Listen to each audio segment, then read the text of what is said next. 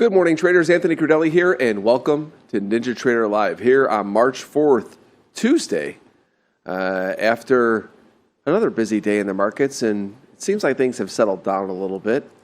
Really got a busy day ahead of us, too. We finally have got Jimmy Jude, who's going to be... Yeah. It only took me. Yeah. That handsome bastard. I can't wait to have him in here. He missed his tech check, so he better not screw this up. Quick look at the markets. I'll introduce the panel. S&P almost pretty much flat. It's up $4. NASDAQ's up 48. Crude oil this morning is down 27 cents. You've got bond market can continue. It's somewhat of a slide.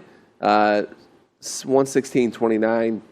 In the ZB, down 12 ticks. 10-year yield sits just below 4.1%, and you've got the dollar a little bit weak against the currencies today, but really kind of a quiet day coming off of a really busy day. Joining me in studio, our senior economist, Tracy Shuchart. Good morning, Shai. Good morning, all. Macro strategist, Craig Shapiro. Good morning, Craig. Good morning. And Jimmy Cagnina, senior market strategist. Good morning, Jimmy.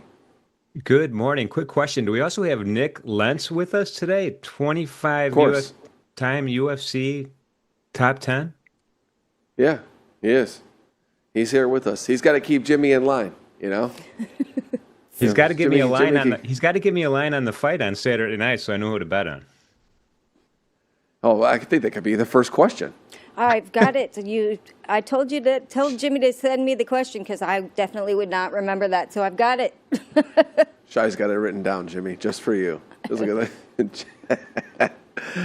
Well, again, tape is pretty much flat, but I wonder if there's anything in the headlines we should know about. Shai, the news. We have a lot of news today. So crypto just took a big step closer to becoming integrated into the mainstream financial system. Kraken becomes the first crypto firm to win access to Fed's core payment system.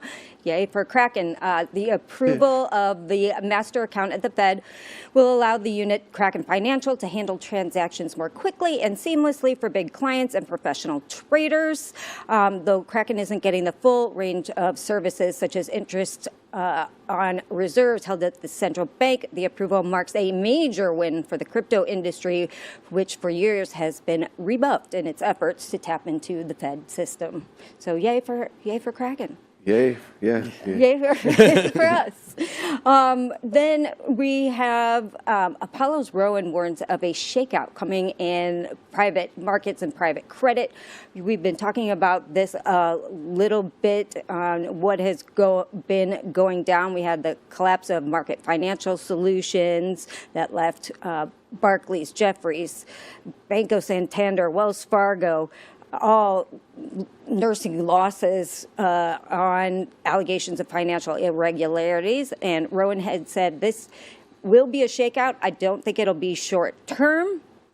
And so he expects the $1.8 trillion industry to withstand sustained pressure, particularly if the software sector is upended by artificial intelligence. So something the private credit markets to keep an eye on since we have been talking about that. Now, moving on to geopolitical conflicts and whatnot and how this pertains to the markets. We had Besant on CNBC this morning. He was trying to talk down the crude market, saying crude markets are very well supplied. There's lots of crude is away from the Gulf. He did also mention tariffs. He said that the 15% global tariff rate will likely start this week. You remember that we had a 10% tariff due to Section 122 for 150 days. Now they are going to see more in Section 301 and Section 232. So we should expect an announcement on 15% global tariff rates.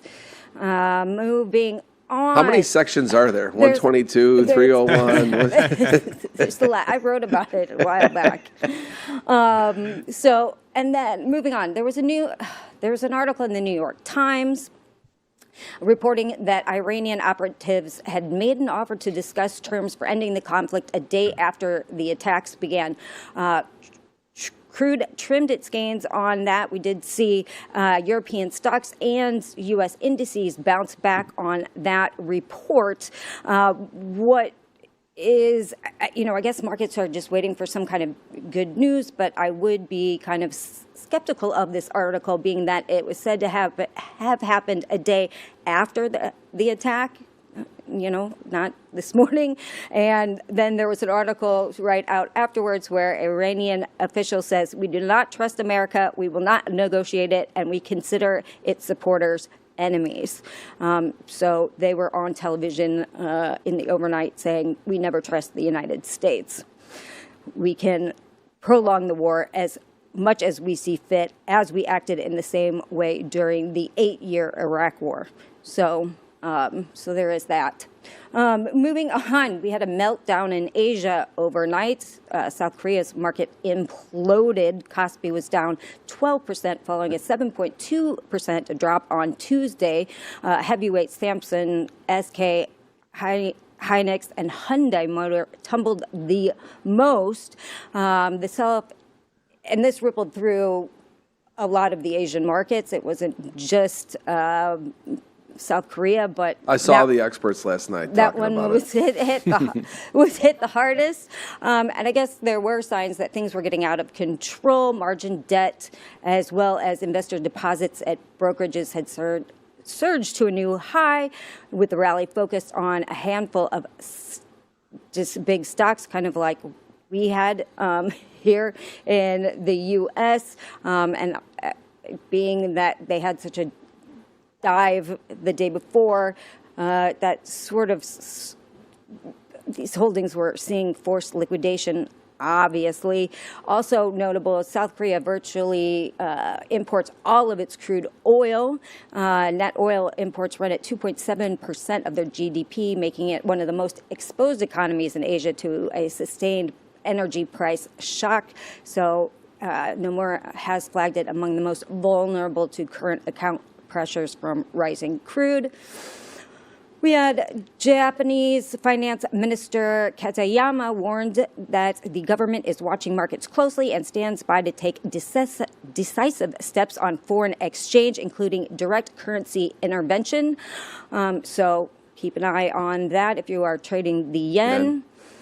Dubai gold and silver flows have been disrupted. Global flows of gold and silver are suffering a major disruption as the war halts most of the air traffic in and out of Dubai, which is a critical hub for precious metal trading. Traders do warn this could trigger further volatility in prices that have already seen sharp swings, so keep that in mind. More volatility in gold, everybody. Volatility in it's gold going to get and busier. Then breaking news this morning, Qatar Energy has officially declared force majeure to affected buyers after halting LNG and associated production. The move formalizes supply disruption. We did see nat gas push up a bit on that news. And last but not least, we have the SEC is pushing back against a new wave of high leverage ETF plans. I guess there was a rare call to all of these ETFs that have planned to or have set proposals to the SEC for highly leveraged products. And so I guess no 3, 4, or 5 times products will be allowed. It's so funny. I'm watching so much college basketball. When she says SEC, I'm like, is it a college basketball? I know. It's terrible. It's all I watch every night right now. Boy, a lot to take in from that news, Shai. First of all, I mean, I saw everybody talking about South Korea down 8% last night. It took every bone in my body not to just start buying S&P because I'm like, everyone is, all of a sudden, hey, we're taking, I mean, we're going streaking. Everyone is, we're down 8% in South Korea. And most of these people posting about it didn't even know South Korea had a stock market. And it's just being honest. I mean, what the hell? And just really quickly, want to go through the data that we have today. Data. Yes, we do have data today, finally. 8:15, we do have ADP employment change. That is the monthly, not the weekly, so that will be more important. 9:45, we have S&P Global Services PMI and Composite PMI. We have 10 o'clock, we have ISM Services Index, and then 2 p.m., Fed releases the Beige Book. So PMIs will obviously be important this morning, and all eyes, of course, will be on ADP to see if we see any kind of weakening in the labor market. Yeah. Craig, a lot to take in from that news. What'd you see overnight? The fog of war, right? I mean, we're in headline-driven tape here. You can see how cross-asset correlations are moving higher here. The markets are really, moving together. You get headlines that came out late morning yesterday that was being floated about this idea about maritime insurance coming from the administration. Trump kind of confirmed that later on. Crude puts a top in. At that point, volatility gets sold, markets recover.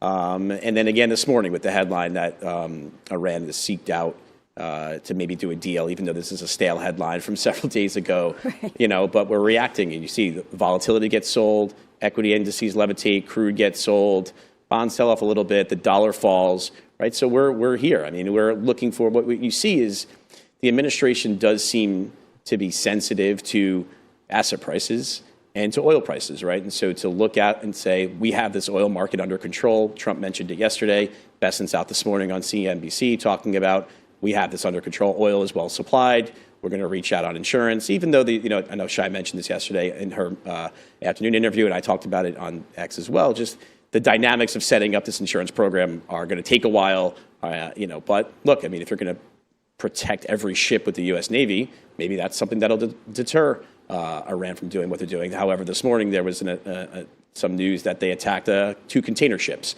So who knows, right? I mean, we're in the midst of this headline stuff. It's not clear how we're going to get out of it, but you can see how the markets react when we do get some of that good news. And volatility getting sold down from 25 to under 22 has us back above key support level, key support levels for the S&P, and we're kind of back at it again today. So, but it's going to be head on a swivel type stuff. I think the data will be interesting at 8:15.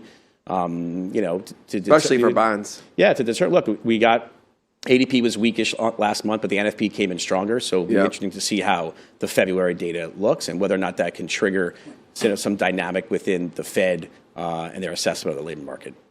Yeah, we're going to be keeping a close eye on the bond market again this morning because the bond market is teetering on lower again. And what does that mean for equities? Yeah. I mean, equities continue to try and figure out kind of what to do with the bond market, right? It was going up quickly, and now it's come down somewhat quickly, but we're back in the belly of the range, 10-year at 4.1% roughly, just below there.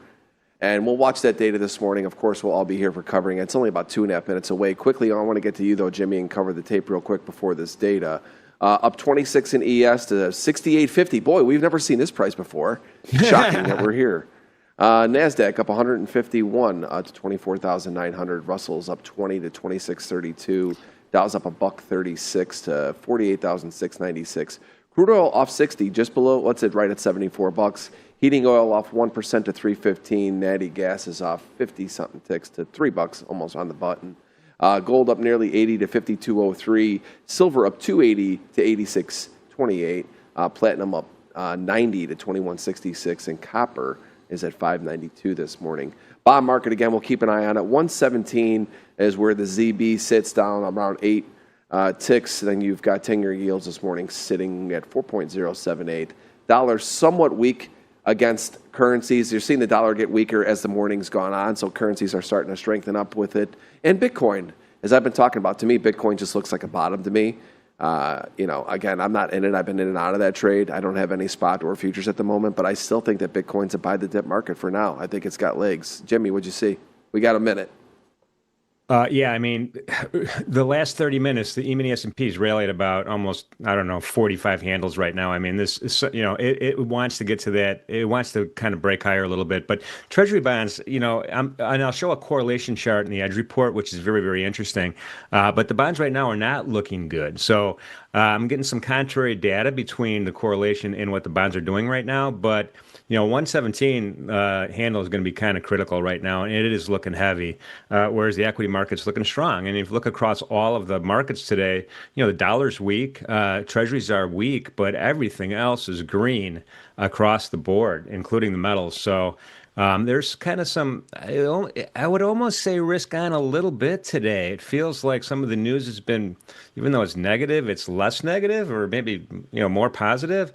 But that 68.50 level in the ES is going to be super, super key here to see if we could drive up to 6,900. I'm going to keep an eye on those 50 levels as we go through the day. I mean, they price everything in so quickly and then they price it out so quickly. I mean, there's no time on the edges. There's no time on the lows, no time on the highs. We keep coming back to the middle. Shy, about, well, we got close to 10 Dave. seconds. 10 but seconds. We had, just for a reminder, prior was 22,000. Survey this week is 50,000. And the number came in at 63,000, so much better than expected. Bonds, I mean, did nothing. Still sits at 117. S&P upticked, continued to uptick. Craig, any initial thoughts out of this?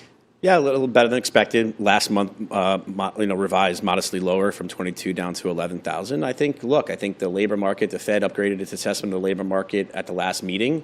Beige Book comes out today. I suspect we're going to hear more about the labor market kind of being okay. The odds of a rate cut in March are basically zero. The odds of a rate cut at the next meeting in April are close to zero. And, we've now priced the first rate cut now coming, I think, sometime between July and September. So we've priced out a lot of the Fed's cutting intentions here already. So we'll see, but no, not surprisingly, it's quiet. I think the markets are very focused on the geopolitical, very focused on the Middle Eastern shipping lanes and what the dynamics are going to be there. And is the story going to be continuation of war? Israel mentioned another 2 weeks of bombings this morning. We'll see. I think that's going to be what everyone's focused on. Jimmy, initial reactions out of the number? Not much. I mean, E-mini's still bouncing around at 68.50 right now. Treasury bonds are still smack dab at 117 even. I don't think it cared one way or the other, at least not yet. Yeah, and when I look across the board here, I mean, you even look at, gold just almost didn't even move on it. So Here we are. Again, the market, it's such an interesting time, and then I'm not talking about just with the headlines that are right now, just in markets and how fast things get priced in and out. We can literally have no time to digest any of these moves. Machines, we know, have continued to take a bigger role into markets. And we talk about zero DTE every day and how much that has played a role. But, and I've talked with Pax about this, I don't remember in my career, I've seen a year where all the things that are going on, you take that into perspective, where we have spent so much time in such a tight range coming off of Jan. We're now in March, and think about all the headlines that we've all discussed. Think about what crude has done. Think about what the metals have done. And the equity indexes are in, a 3% range in S&P, top to bottom, something like that? Yeah, the flows, right? I mean, the structured product flows in S&P are large, and this call selling from structured products that generate extra yield, that's been a big driver. I know Jem Carson talks a lot about that. So you have that dynamic in play there constantly. But under the hood, there's been violent rotation, and we've been talking about how the money shifts around. It doesn't go into it goes into the S&P modestly, but under the hood, it's going all over the place. I mean, you saw it in this Korea stuff, right? Everyone was, memory. Memory's great, Micron's great, memory's great, Samsung, Hynix, and then all of a sudden, all the money flows into Korea, and then in 2 days, it's all so fast. It's all gone, right? You're in the escalator, down the elevator, right? And so that dynamic remains in place, but we continue to get a lot of unwind, right? People are chasing, and then trying to exit through a narrow door, and it's becoming increasingly difficult. It's really it's a great point. The room fills up so fast, and then you've got this small window of exit, and everyone races for it. And it's in such a highly concentrated number of companies, and we've talked about this all the time. The problem with the circular nature of all these companies, including ones in the U.S., where you have just a handful of companies that all kind of rely on each other: NVIDIA, OpenAI, Amazon, right? So when the bottom falls, people rush. To the exit. Plus, from year to date right now, the RTI is still the winner, right? We're up almost 5%, and Dow is the second place. Last place is NASDAQ. Just you just come out from an ROI point of view from the beginning of the year. So we definitely have a winner so far. We'll see if it continues. That was the one thing that I asked, I think it was Art Hogan, about that. I said, if we have a dip that finally shows that it could rally, what would you want to buy? And he said NASDAQ. I agreed. We had the dip. Russell's up 7.7% versus everything else. So the Russell is the one, again, that's taking leadership. Why do you think that is? Continue, Craig. Because in this environment, I'm actually surprised about that. Yeah, I mean, I'm just, for today, right? I mean, Well, for today. Yeah, 70 basis points. NASDAQ's up 50 basis points. NASDAQ's taken out yesterday's high. Russell hasn't yet. So, look, I mean, it's, I don't know. Big name after the close, Broadcom reports, ticker AVGO, $1.5 trillion market cap company. So, big component of the NASDAQ. And that'll be a big, determinant of whether or not the rotation flows will go back into NASDAQ or not. What do they have to say? How do earnings look? And so, but I think, I think we've just continued to have daily unwinds, right? It's algos gone wild, headline risk, correlations are rising, implied correlations have been jumping over the course of the last few days and weeks here. So the markets are moving a little bit more in unison, which I think makes sense when geopolitical stuff is top of mind. We need to understand the resolution, if there is one, if there is resolution to this Middle Eastern situation, I think before we are really out of the clear. I know Hegseth was on this morning basically saying, we're in this to fight, and it's going to be a while, right? We're not this isn't a short war situation. I think the markets are anticipating this to be over imminently, and it's not clear that the administration is really saying that, and Israel's not saying that. So there's a divergence there between what the market is expecting because it's used to the tacos. I know people hate that term, but it's used to the administration being sensitive to asset prices and changing policy based on fear that asset prices will get away from them, whether it's stocks or bonds or oil. And so the market knows that the administration has a propensity to not go all in on things. And so anytime we get to a point where it looks like things are in trouble, the market says, okay, they're gonna do something, and we go the other way. So, well, it goes back to me saying earlier that everything gets priced in and priced out so quickly. At the end of the day, when you look at the stock market, it's about money. People want to make money, and markets are going to look past things as fast as they think that they can. They always do. And I go back to this zero DTE stuff. I'm going to talk. This is something I'm going to talk about with Jimmy and Nick, and really kind of dive into this with them a little bit and understand what they're seeing in the dynamics of the tape each and every day. They've both been doing this a long time now. And again, I look at the S&P, and it's like, you guys know that was my bread and butter for many years. I barely even touch the S&P anymore. It's like, I see it down yesterday. I'm like, yeah, and I was messaging you. I actually did trade it a little bit yesterday. I saw the bounce. I go, man, if they bounce from here, we're going to go give the whole thing back again. And they did it. You're like, oh my God, you really can't even make this shit up. Well, and you have to realize all of the passive flows too. Everybody's 401k that's just automatically deposited all the time. So there's always money flowing into the stock market. And you saw they want good news. I mean, you had a New York Times article with stale news, and the market went up on it. So yeah, again, it's not made to go down. I mean, let's be honest, right? I mean, but again, with oil where it is and all that stuff. Yeah, that's right. I mean, the best barometer for me, what's going on in the Middle East right now, is just a WTI chart. I mean, we're having $5 ranges, and we're having trouble closing above that $75 range, which is good, right? We want it to go. We want that gap to be filled, that $1.37 gap to be filled down to the 68 level or whatever the price is. But right now, that's my gauge. I look at that that's real time news for me as opposed to what I'm seeing on X. Yeah, I want to go to Shai on this. Shai, we talked about this so much at the end of last year, really the whole second half of last year. We kept saying, let's wait to talk about oil at the beginning of this year. We're already almost through the first quarter, which is crazy. And we kept talking about last year how $65 was like the sweet spot of a price for crude oil. Like all of the... Everybody can make money at $65 or a little bit higher, and that over time would be good for the future lower prices of crude oil. But then crude oil kept staying weaker and weaker. We talked about it potentially coming up. Now you're sitting in the low 70s. Jimmy's right. It doesn't seem like it has a ton of energy to want to push through here. I still think it can.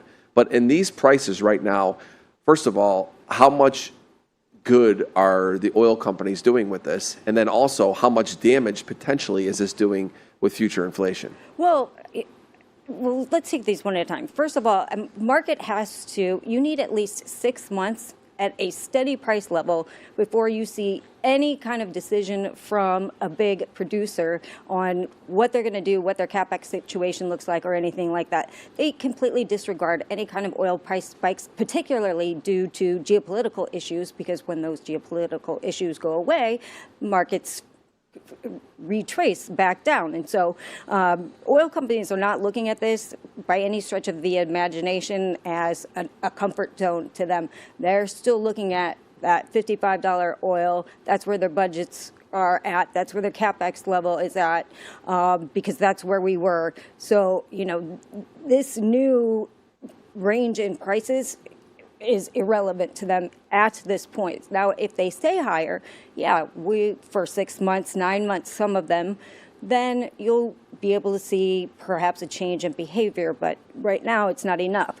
Now, this does, give us some fears of inflation risk immediately, because this factors into the economy immediately. Immediately, you see prices at the pump go up. You see diesel prices are spiking.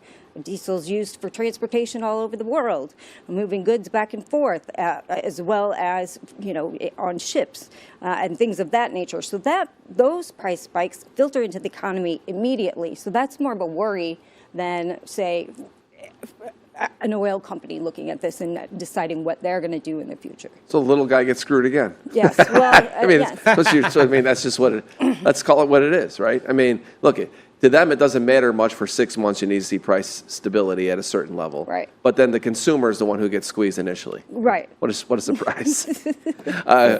Craig, thoughts? Further strain on consumer wallet share, which is already strained, right? And it's not going to be anything that the Fed reacts to. We're not going to see any interest rate hikes ever in this administration. No way. So there's really nothing that the Fed's going to do. Now, on the margin, will it prevent them from lowering rates more rapidly? Maybe, but we've kind of priced that in already. There's no expectations for cuts now in the next 3 meetings. If crude were to continue to move higher here, would we take a little bit out of the back? Sure, but Warsh eventually is going to get in there. The problem is it winds up being higher oil winds up being ultimately deflationary because people check back, right? Consumer can't pay up for more, and so we'll have a lower growth situation that develops, and that's often why we get curve flattenings in this environment. The long end rallies because growth starts to slow. If oil stays more elevated, and if we go further from here, we're going to have a growth scare potential here. That could be bullish for the long end as well. So, but yeah, look, it's more money to oil, less money for everything else. Typically, that's not a great environment for earnings, aside from the earnings of energy companies. And given the composition of the S&P and the indices, I wouldn't expect that to be great for the indices or stocks, but then you have to balance that with the dynamics of these flows, right? So, a little bit of back and forth there. To Craig's point, I mean, heating oil, ultra low sulfur diesel, is since last Monday's up 28%, whereas CL is only up 13%. So that ultra low sulfur diesel, again, powering the whole supply chain. Good call out there, Jimmy, for sure. And Jimmy, one thing we haven't talked about, we got a couple minutes before your edge report, so I want to kind of get around the horn here before we go out, is metals. I mean, where does gold sit? I haven't even watched much of gold lately, Jimmy. What has been the reactions so far over the last couple of days? I mean, gold is kind of surprising. It's,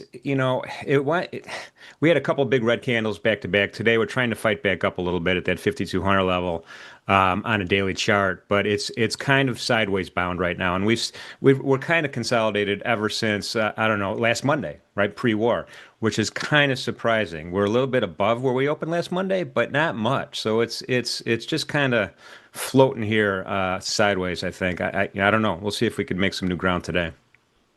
Yeah, it's funny. I've not been watching gold a ton. I've been really watching equities to see what they're doing, oil, bonds, and a little bit of Bitcoin for me. Shai, a little talk about the metals before we go out. I think it's helped a lot that we've seen the dollar come off the highs of, 99.68. We're now down back into, 98.80. And so that certainly helps a little bit of those pressures. I think, the dollar squeezed higher so fast that the metals felt that. And again, as we talked about earlier, you have issues in Dubai, which is a major trading hub. That is contributing to a lot of the volatility in the market. So we just have to keep those things in mind. This is likely to be a pretty volatile market. Gold's low was, we're $200 above gold low yesterday. So it's moving still. Yeah, no doubt. Craig, 30 seconds. Take us out into the edge report. Yeah, look, unfortunately, it's all eyes on the Middle East, right? We have to all become war watchers here to some degree. Is the Strait of Hormuz going to be opened? Is Qatar going to resume LNG production? is Dubai's airspace be reopened fully? Those are the choke points of the global supply chain. I think into the weekend, we're going to see people who have hedges on because they don't know what's going to happen over the weekend, right? They don't know what Iran's counterattacks are going to be.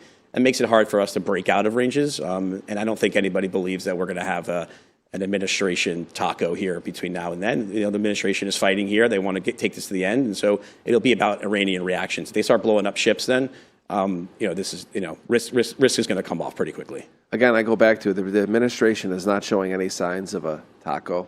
You don't see it, but yet the market is kind of still looking past it. We'll see how this turns out.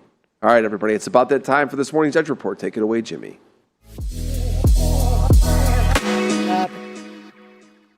So I have a correlation chart up here on the screen. This is the E-mini S&P versus the 30-year U.S. Treasury bonds, and I'm tracking a 21-day look back on this particular chart. This gold line, that's the correlation. And right now, we're still negative. We're still negative about 32.4% in the correlation between E-mini S&P and bonds. But look at what's happened. We've kind of we're driving up toward neutral, maybe even positive right now on this look. So they're starting to become a little bit more in line and a little bit less negatively correlated. But where the really interesting correlation is between the S&P and copper. This is Dr. Copper right now. And again, focus on that gold line. That gold line is telling us that they're 56% positively correlated for Dr. Copper versus the E-mini S&P. So that's a kind of a good market to kind of look at when you're kind of comparing two things and deciding, where do I want to get long, where do I want to get short. I permanently have this up on my chart. That green line there is just a moving average. That's all it is. But you can see this is consistently positive. It's been positive for a long period of time, as opposed to the last chart we just saw, which was, all over the place, positive, negative, positive, negative. So this is a strong correlation, and I look at this every day, and I'll keep it up there. And you could change this on the NinjaTrader platform, by the way, to look back as far as you want or as short as you want. But let's take a look at the E-mini S&P intraday chart, because it's a super interesting chart here. Forget about the daily for a second. So today we have a really, really, really nice double distribution on the volume profile, right? We started off with the point of control a lot further south down here. It was just pretty close to that 6,800 even level. But then after the London initial balance, we caught a bid, right? We went all the way up to 68.55s. And today I'm looking at the 50s, 68.50s. I'm looking at the 68 even. I'm looking at 69 even. These 50-point increments are on my radar screen right now. And it's served me good so far this morning, right? So we're hitting up get up to those 50s right at that Jax 2 level. We're selling off, driving back down toward the 6,800 level. But guess what? Session VWAP is in the way. This is a perfect Brian Shannon VWAP touch. I know it's pre-market. A lot of people don't want to trade pre-market, but I think there's some good opportunities there. And so it touched that VWAP. VWAP held, and we kind of just drove back up to that 68.50 level again. And we're creating a really nice, strong point of control right there. So again, a couple things I'm looking for. This volume deficit here.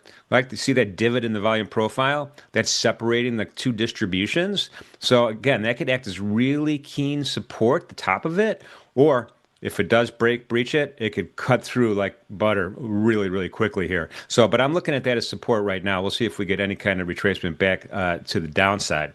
The 30-year bonds, let's take a look at those as well, because it's an interesting phenomenon. I want to go to a daily chart right now and just check it out. This is not a good look. We have a serious bearish engulfing 2 days ago, continuation selling yesterday, continuation selling today. Now we're right at that 117 handle, but we have some probes way down here. Do you see these wicks, these lower shadows here that are telling us, hey, we want to try to get down there, but buyers are pushing us back up. So whenever we get in that 116 handle, buyers show up. The question is, when do they show up? How deep do we get into that 116? Intraday, right now, we have a decent volume profile, actually. Nice point of control right here, right at 116 and 30 seconds, just short of that 117 level. We'll see what happens here. We're smack dab in the middle of the London initial balance, so we haven't really broke out above or below. We do have a pivot target on the upside. Should we stay above that VWAP? We've been flirting with that VWAP all morning long, so it's not definitive yet. But 117.04 is where that daily pivot is, and above that we have that high vol level and that 0 DTE support. put support at 117.16. And guess what? Go all the way to the left. That was the high of the night. Again, MenthorQ levels are pretty awesome sometimes. Well, a lot of times. Above that, we have previous sessions highs, R1s, and one-day maxes. So a lot of targets on the upside. On the downside, we have that one-day min, which is right by S1, and that's a pretty powerful level as well, 116 in 30 seconds. That's this morning's Ed Report. Back to you, Naples. Thanks, Jimmy. Shy preview of our guests. So we have Jimmy Jude and Nik Lentz. They both work with Andy Constant, so we'll get to talk to them about markets today. Boy, that's a trio right there, isn't it? Got some personality coming out there. Let's talk about who else will be on the network today. We've got, obviously, Jimmy and Nick coming up. That'll be right after this. Then we've got Leo and Kane. And then we have Midday Markets with XYZ, Nick for a Tick, and Stowe. Trade the Close with Tanya, Selma, and Jack. Quite the lineup for today. But listen, I'm ready for Jimmy, man. Let's go. Get that handsome bastard in here. Good morning. What did I tell you about scheduling me for live shows this early in the morning? What the fuck? You can't have I a can't bourbon. swear. I can't have a cocktail, you know. I told you this is off limits. But for you, I'll do anything, of course. Oh, well, I thank you, Jimmy. I know. I'm thinking about it. I'm going, man, he's not going to be able to have his little bourbon, sit back, relax. I remember when we did one of our first shows, he's got the big cube in there. We're in the pre-market. He's like, getting ready. It'll probably keep the cursing down anyways, right? Yeah. Nick, how are you doing, man? All good, all good. You know, just trying to keep my blood pressure down with all this stuff in the market going on.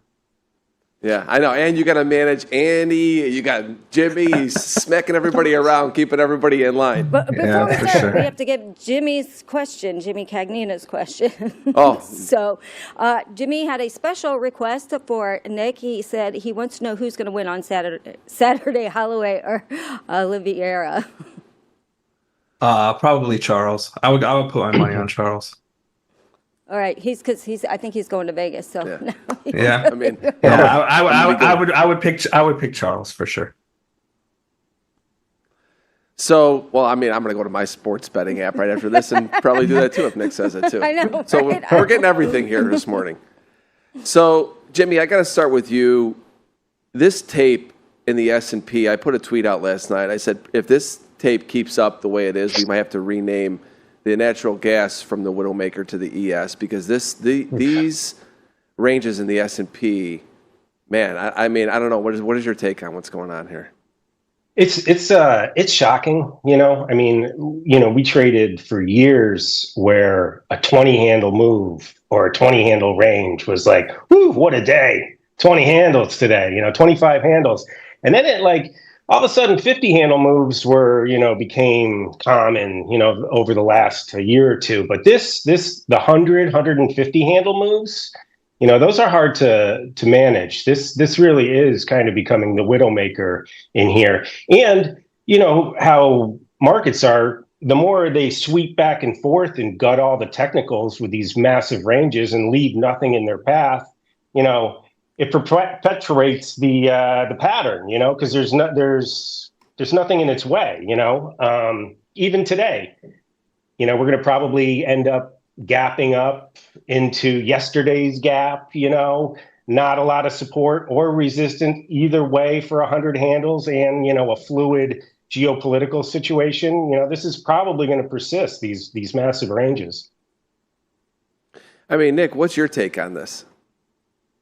Well, you know, we obviously have just a collection of different themes that are coming in, right? We have the AI scare with the coming over and killing software. We have the Iran stuff. And it's just, you know, the market is panicking all the time. But as you can see, there are consistent dip buyers. There are people showing up into the market.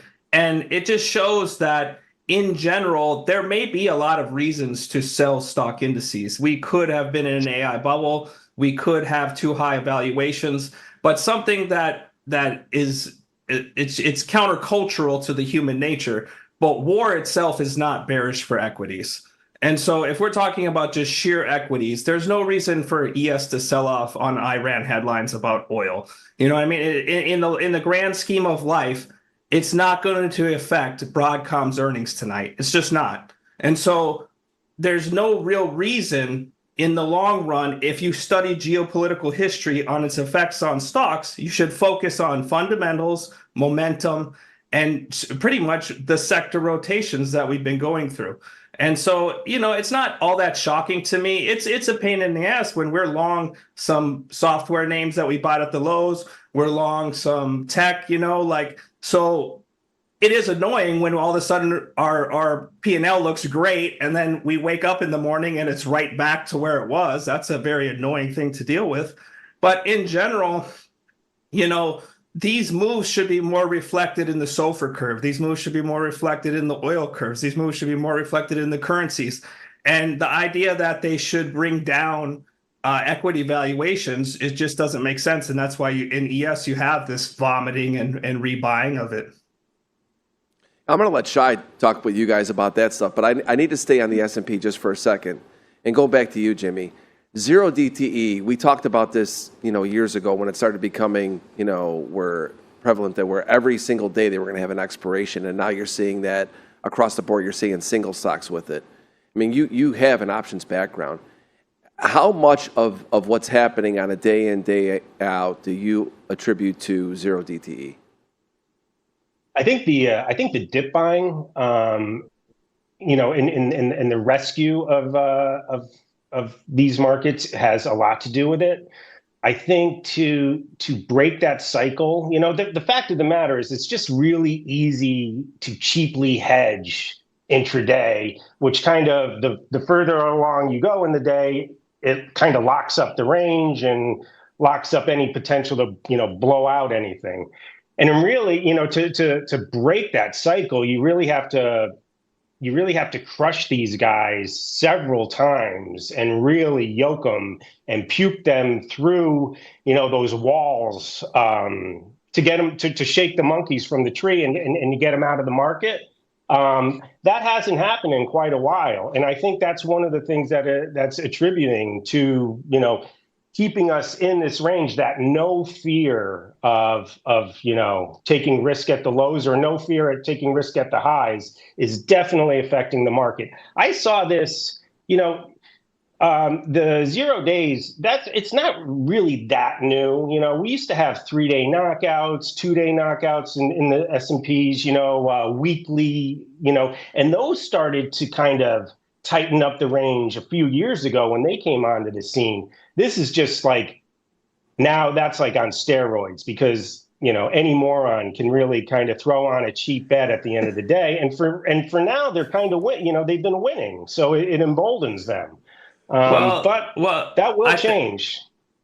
I think that it is easier to hedge in the short term, but you know, people no longer buy puts 3 months out. They just don't do it. Everyone thinks that they can quickly manage their books. And that's how you get a situation like last April where we had the fastest correction in history, right? So like as Jimmy said, it is in the short-term nature of markets, it makes them less volatile because the dips are constantly being bought because people sell the puts, they adjust the, you know, there's got the gamma flows. You got all kinds of flows that are going into the market. But from a longer term perspective, once that breaks down, now, you know, me and Jimmy trade the VX curve and stuff too as well. So like you'll see this radical adjustment in the curve. You'll see these big blowouts. And so people are blowing out constantly more often now because they're not hedged. They have no value in the hedge. They have all these short-term hedges and then they blow up. And it causes these 1 and 2 day spikes down that are so radical that you're talking about. That's why you can have a 200 or a 300 S&P point day, and that seems rather normal these days.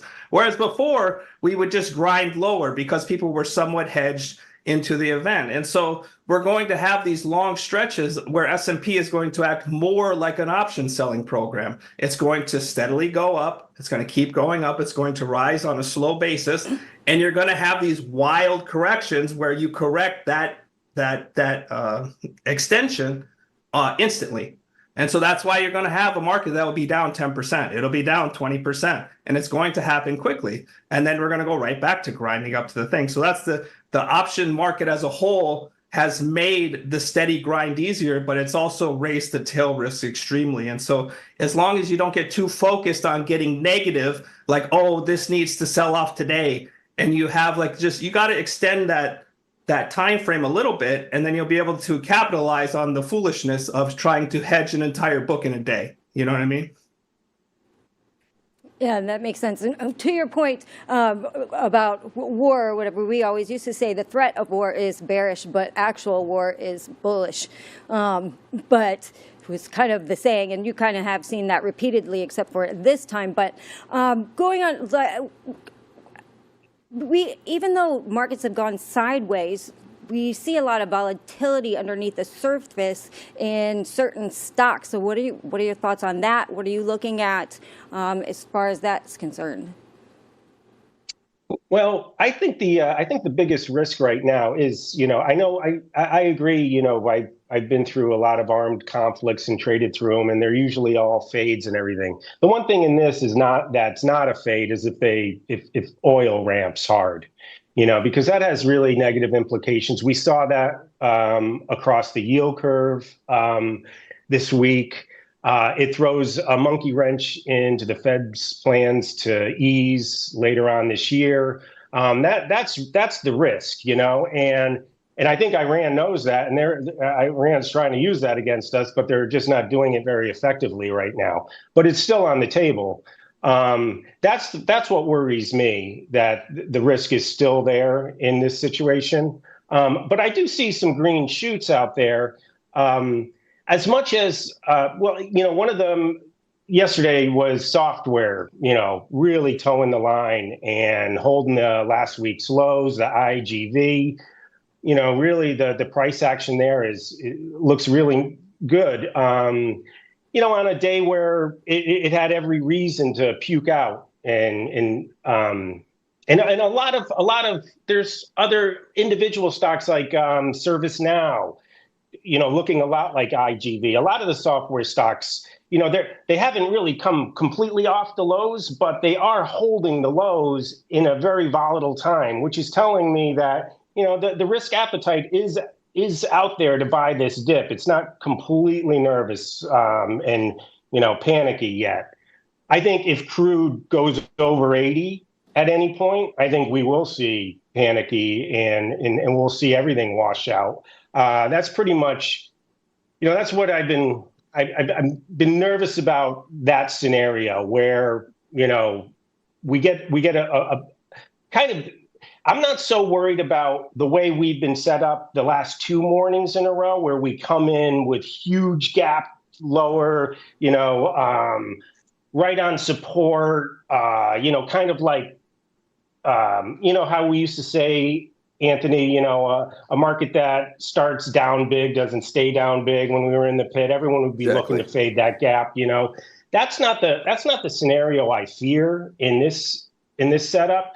It's this morning has some potential, but we're not really going crazy. I feared the big gap up on some bullshit headline like, oh yeah, we're gonna talk today, and then Trump, tweets out, they're coming to the table, and then we gap higher, and then we have a big disappointment from a gap higher opening, and where there's no support below, then we take out the previous day's lows, then we wash through, 6,700 and crank down to the 200-day at 6,600. That's my downside scenario that I'm still nervous about.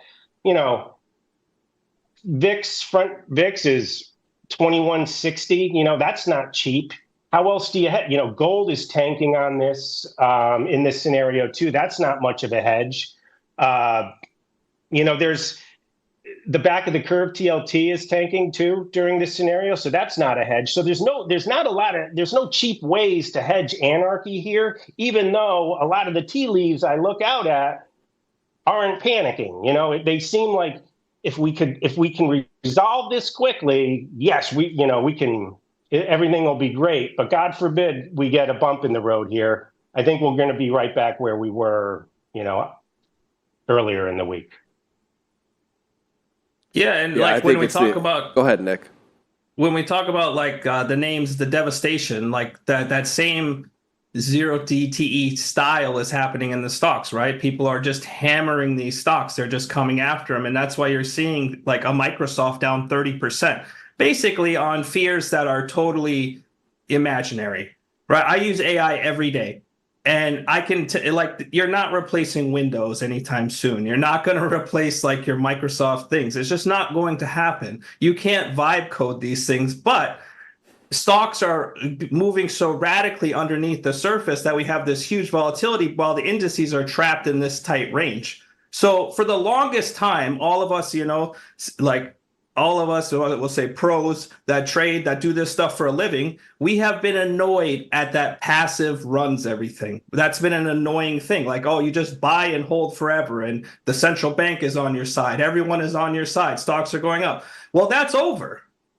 And now this is a great time that you can be selective. You can pick out names. You can say, this is too much. The valuation doesn't have to be that bad. You can start using fundamentals again. You can say, hey, this company prints money. It has a dedicated service base. The fundamentals matter again. So you actually have a position in trading to where you can get alpha again. And so it's good that the market wants to go down. It's good that we have these ranges. It's good that these stocks are selling off because that's what we're here for. That's why we study markets all day. So it's a perfect time to be a stock selector versus trading passive instruments versus going in that way. And so,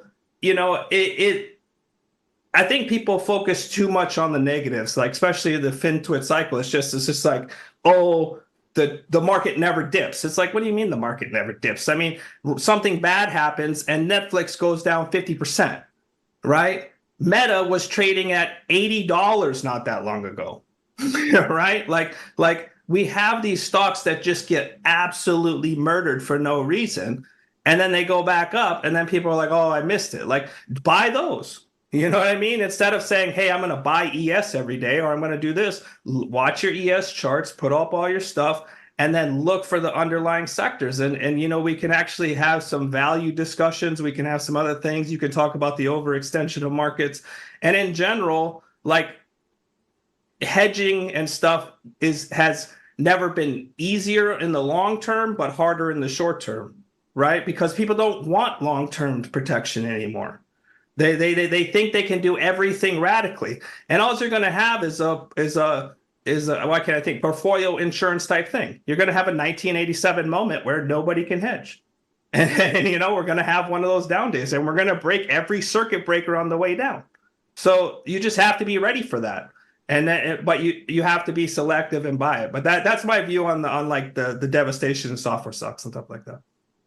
One thing I would like to add is the dispersion in that we're seeing. I haven't seen that in years in my own portfolio where like I can like my grandma and grandpa stocks are like doing fantastic and I can take profit in them and buy beaten up software stocks and stuff like that. That hasn't happened in years. They've all kind of moved together, over the last decade. But now we're seeing that dispersion, and it's a great trading environment and investing environment. Yeah, I mean, it makes me really happy we're getting single stock futures here soon, which is going to be really exciting. Yeah. So that's going to be interesting. And I go back to, I just wanted to comment after you talked about that, Jimmy. I agree with you on the crude oil situation. If crude oil does get above 80, it's to kind of sell everything but crude oil in that moment. And until that kind of happens, this is the environment we're going to be in. And that's why we were picking Shai's brain earlier this morning, like where is CL right now? Is it doing a lot of damage? What's the scenario in it? And I think the market is digesting this very well here. But I do agree, so 80 to me, or I don't know if that's the number, but it seems like it is the number. If it starts pushing above there, you could have some real damage potentially being done in the stock market. But We've only got if you ever want to look at something, the Trump administration is a front runner. So you could see that this attack was in the books for a while because the dips in oil were being bought aggressively no matter what. Because the chart would look terrible, the market was rolling over, and then There's someone else's screen is popping up. But the market was rolling over, and so yeah, watch that, because this administration is an insider trading information, and so you will see it in the oil curve when bad stuff is happening before it's going to happen. I have to talk about bonds with you guys. Jimmy, you talked about saying that maybe you should be seeing more things in SOFR. Craig's talked about that. What are you seeing in the bond market? Is there anything that's sticking out at you right now? I think bonds failed hard right where they should have failed hard technically. We got back up to our old range from October of last year. Those highs, we kind of went through them. I think technically I would have been shorting the back of the curve in those areas without any risk on. I kind of backed off and pushed out because of the events going into Sunday night and where they were at that time. And yet they performed technically perfect with hitting resistance and failing hard. And then, then the other part of it seeps in where, war could be inflationary, high oil prices, high energy is going to be inflationary. And then you lose confidence in that, in the back of the curve as a hedge to risk. Okay. Now, the problem here is that the macro's actually been pretty decent over the last couple of weeks. And we have a lot of supply coming on. Who knows if the tariffs are going, how they're going to work out in the long run. We're still running deficits. The fact of the matter is the fundamentals, I don't want to be long bonds. I don't want to be long the back of the curve on fundamentals. I'd like to be long the front of the curve or SOFR on the fact that Trump's going to, it helps on the way in the Fed, and I think they will be easing going forward. But the back of the curve where they're going to need to borrow money, I'm not interested in it. I'm really not. I have a feeling, it could adjust and go lower from here. Nick? The thing that I would focus on in bonds, like Jimmy said, I would focus on the front of the curve. I would focus on Stowe. We were long the SOFR H7s this year. We sold them at 97. Yesterday they were down from the highs 30 something bips in a straight line. You know what I mean? And the long-term neutral rate is not going to be 350. It's not going to be 325. We're going to get into the twos. So when we're talking about the SOFR curve, it's been such a great place to pick up a hedge. Not only do you get the hedge in risk off situations, you have the long-term backdrop of a weakening structure of the Fed and being more politicized.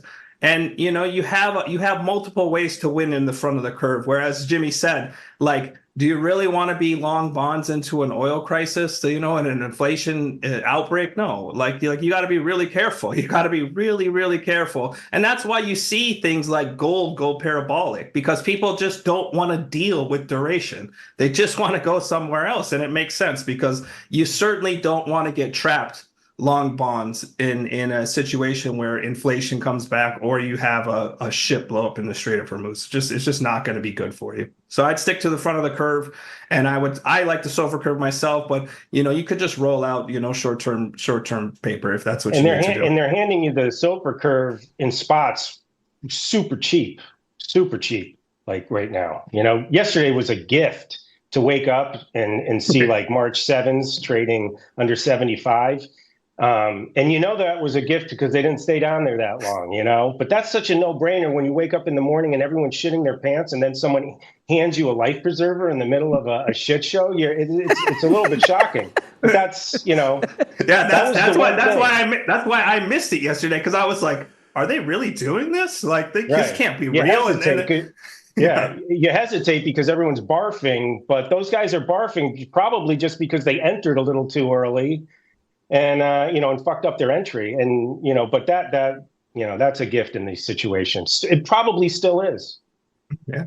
We need to have a show with these guys and with DCP about, Yes. and I let the audience understand more about the SOFR We should. trade. Yep. And so, guys, we only have 30 seconds left. I want to let Shai ask you guys a quick question before we go. Shai, anything you want to throw at these boys before we can go?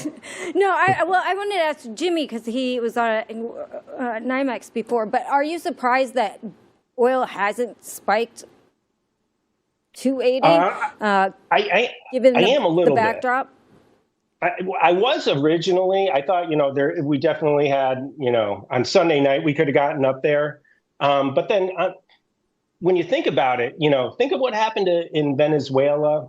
Think of, like, God forbid this does go well for us and the regime falls quickly. I mean, at that point, with that supply coming online and no longer in the hands of people that hate us, there's risk to the downside in this scenario. Usually when we're in this scenario, you're like, fuck it. I'll just, I kind of have a floor put below me. But right now you don't. A couple things go the right way and all of a sudden crude's, trading with a 55 handle again very quickly. So, it's asymmetric here. This isn't, it's not what we're used to in these situations when the Middle East blows up, Yeah, Nick, I want to give you the last word because I want to stay on your good side. So, Nick, any final thoughts kind of going into the trading day and going into, just your outlook right now?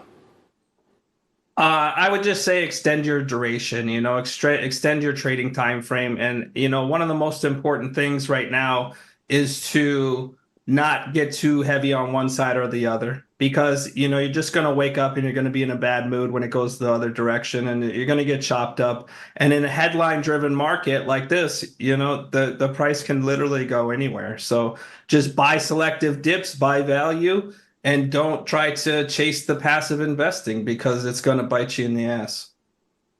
Yeah, don't overthink, don't overtrade this tape. Guys, you guys are the best, man. I mean, having you two guys here is such a treat, man. You know how much I love you guys. Jimmy, thank Nick, you for having us. Everyone Anytime, in chat, brother. go follow these boys. Two of the best in the biz, man. These guys are just great. See you guys. Thanks, guys. Thank you. Thanks, Chai.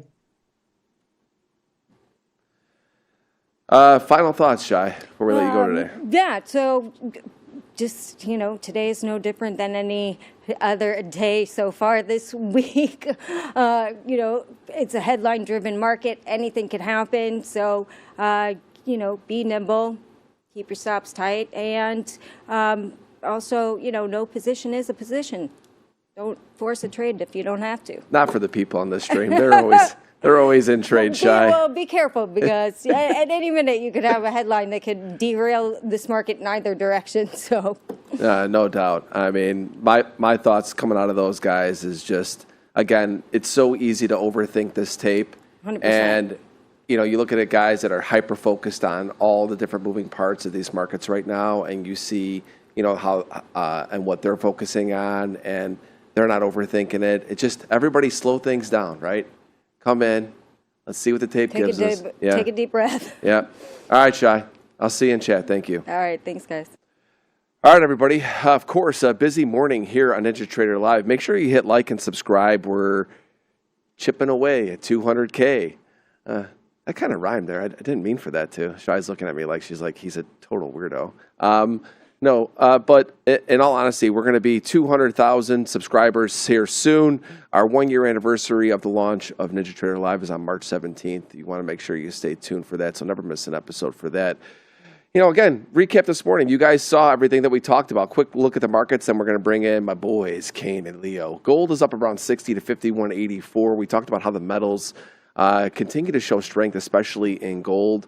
With everything that's going on here. Bond market's a little bit soft. You heard the boys talk about it. Looking at really the short end of the curve, which is really 2-year, 5-year, that's where an area where they'd be more interested in buying dips, where the long end continues to get sold off with fears of inflation.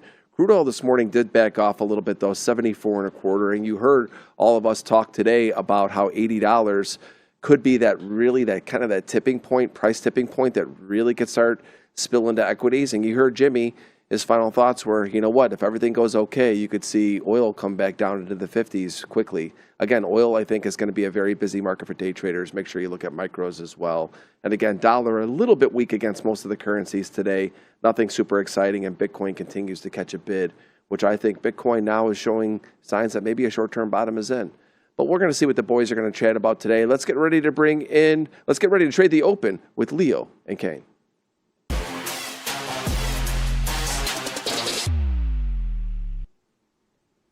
Gentlemen. Good morning. Kane's smirking because he was talking about being to 200 was funny. Oh, yeah. Kane's smirking because he's giving me shit the other day in the channel. I didn't have time to respond to it. He's telling me that my hair is turning into light mode. This is some. No, you said to me. He said you're a lunatic. He said something along the lines of like taking a dig at people that use light mode. And I said, wow, is that dig at people that use light mode? And he was like, absolutely. And then just before he got off, I was like, your hair's looking a bit light mode recently. Yeah. Now I'm looking in this camera. It's pissing me off. Half my head is like light mode, the other half's dark mode. That light mode, dark mode. It's. Yeah. They need to clip that. Wow. They need to clip that. And me and Leo were just laughing because the whole chipping away at 200K. Like it was a good thing I wasn't drinking my drink. I know. And Shai's looking at me. She's like, "You're embarrassing." I know. It's all right. It's like a really bad dad joke, you know. Totally. I mean, I know. I didn't want to even talk about it. Well, guys, let's get into our props segment each and every Wednesday. I sit down with Leo and Kane, and we talk about what's happening in NinjaTrader prop, Trade-of-8 prop. We always start with Kane each and every week. I think we're going to change it up this week. We're going to start with Leo. Leo, what's shaking and baking? Well, I think everybody's waiting for the lockout feature. That's coming. I think the most important thing that NinjaTrader did is totally resolve and address some of the outages that were occurring a couple of weeks ago. And so kudos to the NinjaTrader team for, getting all hands on deck. I've seen it in the background and making sure that, orders are executing in a timely fashion, no more outages. And so looking forward to seeing how people receive the lockout feature for, Trade-of-8 prop initially, and then the rest of the platform. And then just a reminder that Trade-of-8 prop includes the order flow tools on NinjaTrader, so you can literally just sign in to NinjaTrader with your prop credentials and get access to the volume profile, VWAP, cumulative delta, etc. All of the order flow tools that Ninja offers. And Ninja Mobile is the premier place to trade on the mobile side. So there's a lot of traders trading mobile. They're still using Trade-of-8. And I just want to remind everyone that Ninja Mobile is that's the future for NinjaTrader for mobile trading. I actually use it pretty often. Personally, it's great to be able to manage a position, or if you get an alert, you want to pop in and see what's going on in the chart. It's perfect for that. If you're away from the desk. So just a reminder on that. And then the lockout feature is coming very soon. I know everybody's looking forward to having that. And that's pretty much it for me. Yeah, I mean, a couple of things. First off, again, full transparency. We had, some outages. We had some delays on fills. I've talked with our team regularly about it. They were on top of it. We don't hide behind it. We got in front of it and got it fixed quickly. So I appreciate you bringing that up. Yeah, the lockout feature continues to get talked about. It's going to be coming out soon. And it surprises me that so many people that have Trade-of-8 don't know that they can log into Ninja with the same credentials. I know we don't talk about it enough on here, and we need to talk about it more. Go and you could use those credentials on Trade-of-8 to log into the NinjaTrader app, which is the updated app. And so again, Leo, thank you for bringing that up. We shift over to Kane, where we hear the good, the bad, the ugly, and maybe, like I always say, maybe sometimes there's some dirty things that are going on. We don't know. We'll see what he shows us. Maybe there is actually nothing too bad this week to report on. I normally like to get those out of the way and my teeth into. Um, Actually, the headlines this week are mainly just changes. No good, no bad. I think actually they're more side on the good. I think the big headline, especially from an age perspective, is Apex have finally moved away from their only trailing drawdown model. For those that don't know, the Apex accounts used to be only intraday trading drawdown up until the buffer. After that, they switched to end of day. But I think a lot of people disliked that, and it kind of veered the less experienced traders off, because you could be up $1,000, go back to break even, sit in that trade all day, and end up losing money, but still being out of it scratch, or you got out of it above where you got in. And I think that a lot of people didn't like that, and they basically have just announced this whole new wave of like Apex, I guess a rebrand for them, especially from a look and feel perspective. No new logo, no new name, but they brought in a whole bunch of end of day accounts. So it's not just intraday anymore. So you can buy end of day accounts. They vary slightly. So the intraday trailing is intraday trailing, and the end of day accounts have a daily loss limit. They've got rid of most of their I guess they're silly rules that a lot of people used to refer to them as, like you couldn't be drawn down more than 30% on a trade. You could, if you needed to have 5-to-1 risk to reward.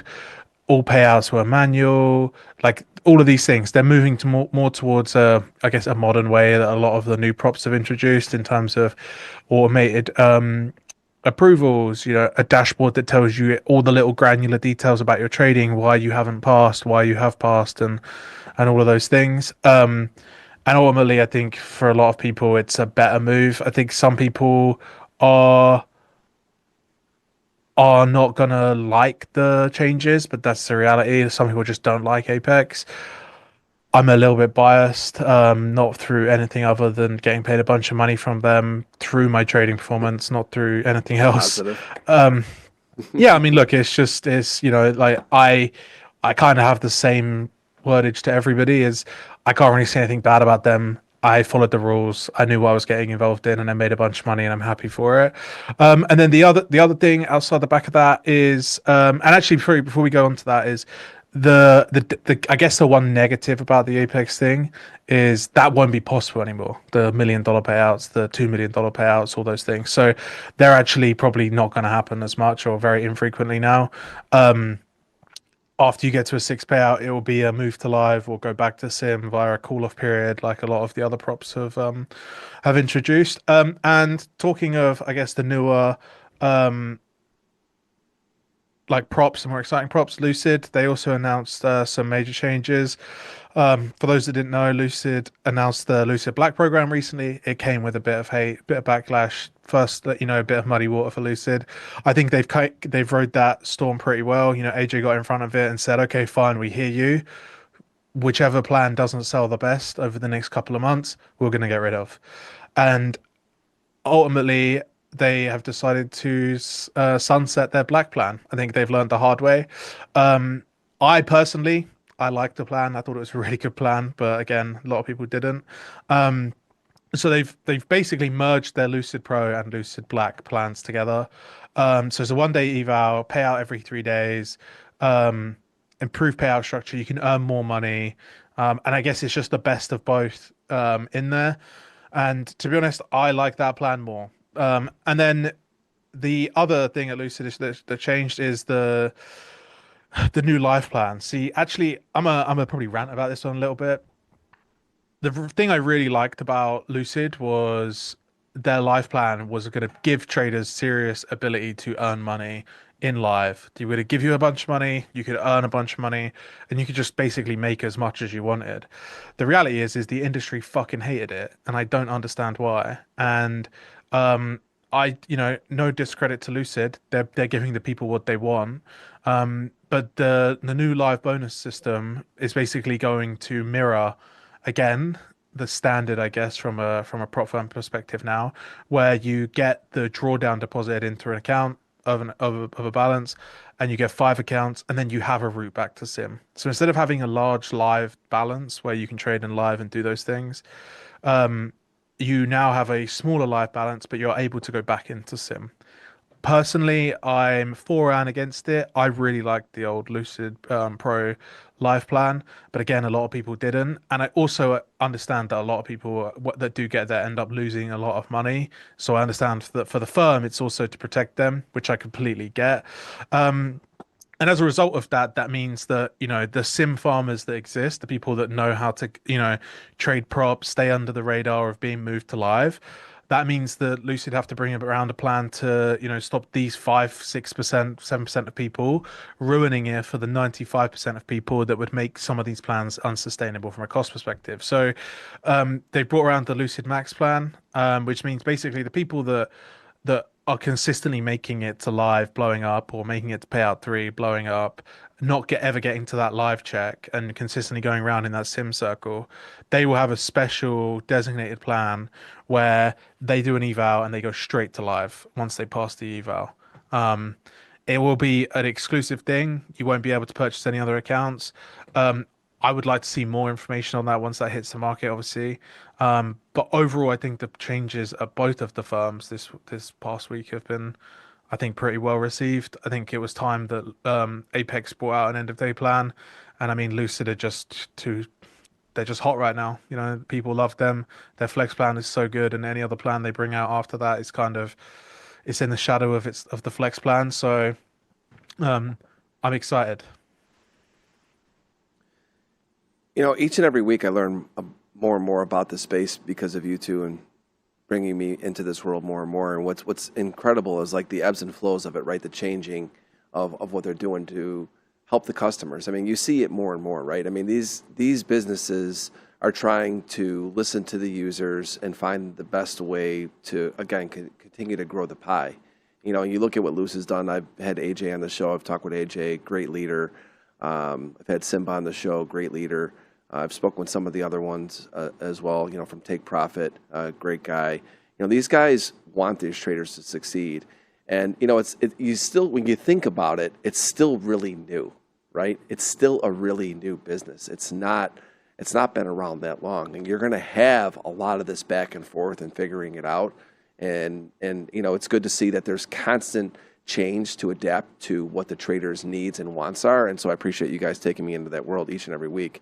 One quick question came before I hop out of here today. I saw a lot of people talk about the Apex trading live on Apex. Just quickly touch on what that means. Did they have to go? What did they have to do to get that? I think you're one of them as well. I saw a tweet with you. Maybe you talk about what's going on with you. But I saw a lot of traders talking about all of a sudden they're on an Apex live account. So I think that there's a handful of us now. So like we were kind of selected as like I guess the new batch. Again, I'm just repeating what I've been told. Apex has had live traders in the past. The reality is a lot of people took the money. I personally was never offered an option for a live account or take the money. If I was, I would have taken the money because it's better in my hands ultimately.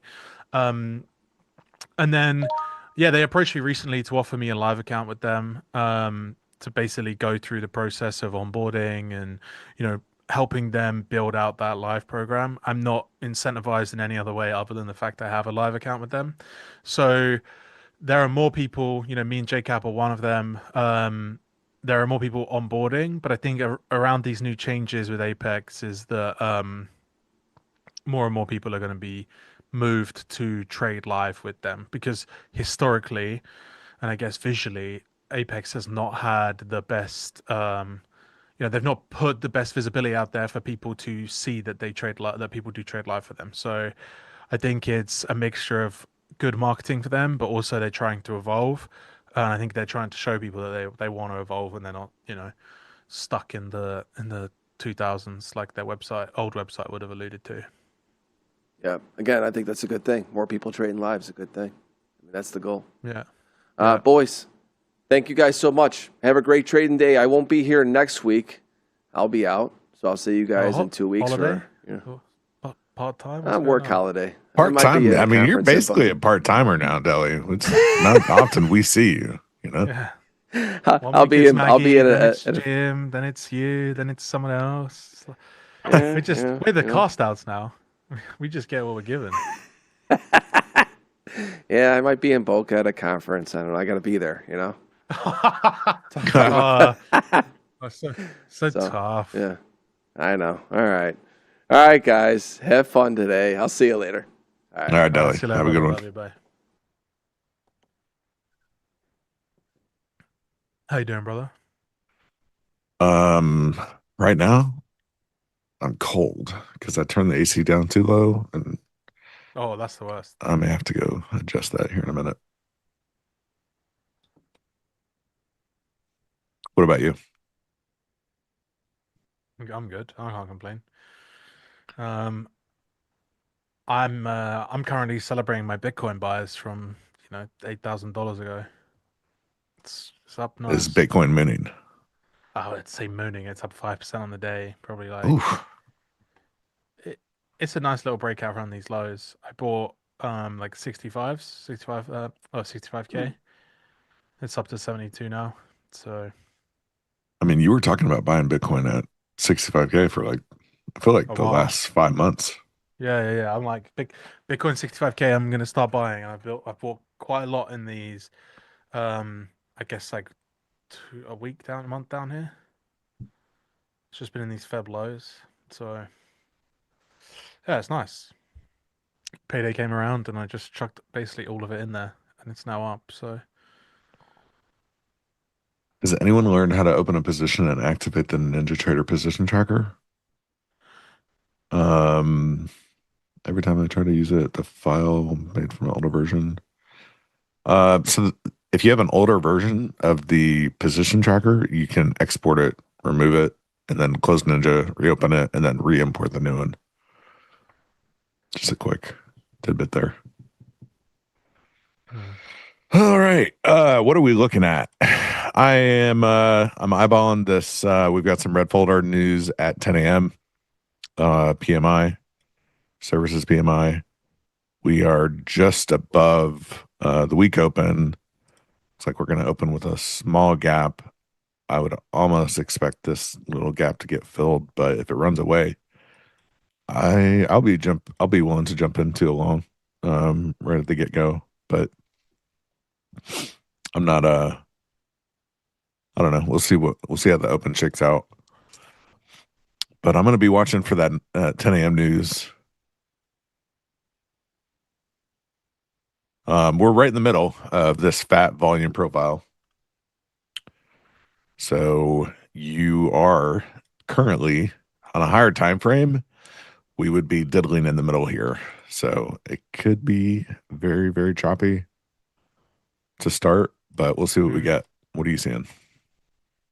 honestly, I don't love we gapped into previous week low, right? Like basically, like on Monday we rode Yeah. out of there, and then Tuesday we just immediately took the low, rode into the high, and then came back down. Today we're just basically rallying off the lows. If Monday and Tuesday would tell me anything, it's that this is probably not all it is. It's not through the sun and the clouds right now. It's probably going to have some sort of pullback. I would love to get long around like 24/700s if I can. Yeah. If I can't, I would probably look to fade the extremes at like 25K, because that level is a good line in the sand right now. So, but if I like look at the opening ranges for the week, Monday up, closed below, or not closed below, but closed up. Tuesday took us all the way back down. Tuesday took the low, rallied through. We used yesterday's opening print, and now we're bouncing off of it. If we could get a good bounce here back below, maybe buy on the way through. Yeah. So yeah, that's kind of my plan, to be honest. I don't like.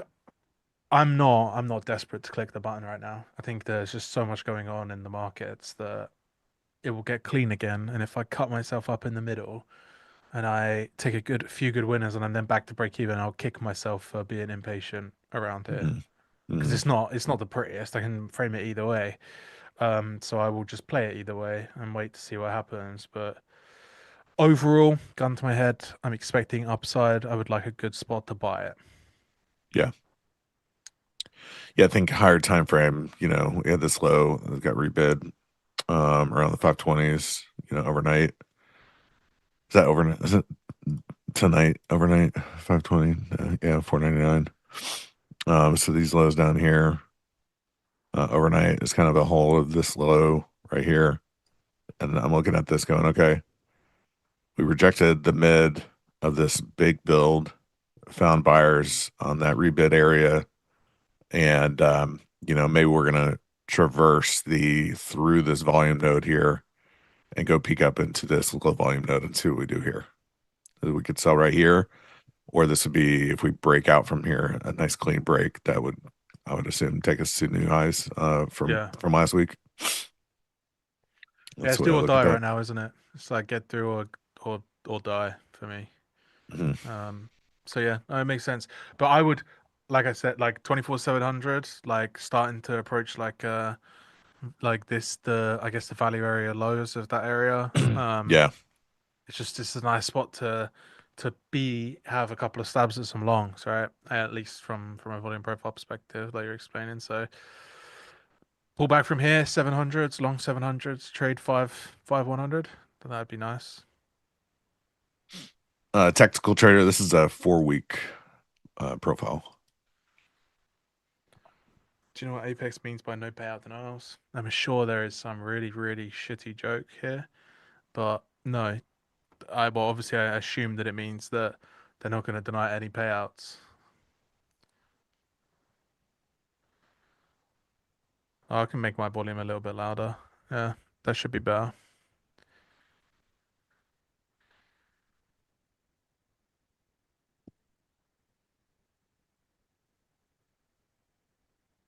Sorry, boys and girls. I will speak louder and I will speak clearer into the microphone.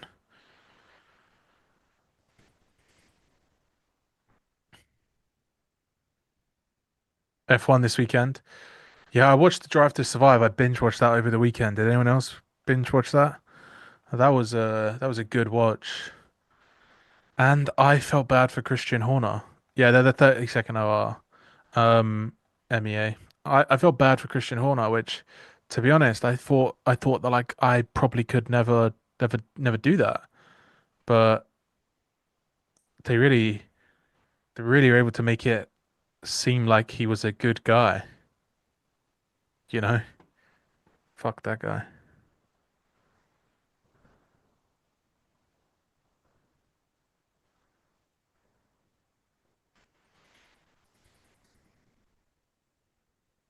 Yeah, it's gonna be weird. It's gonna be weird watching a Formula One car that's got a massive battery in it.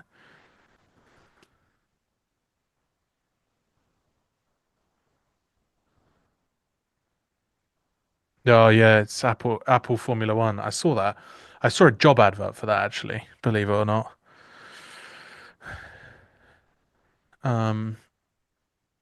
Head of Apple F1.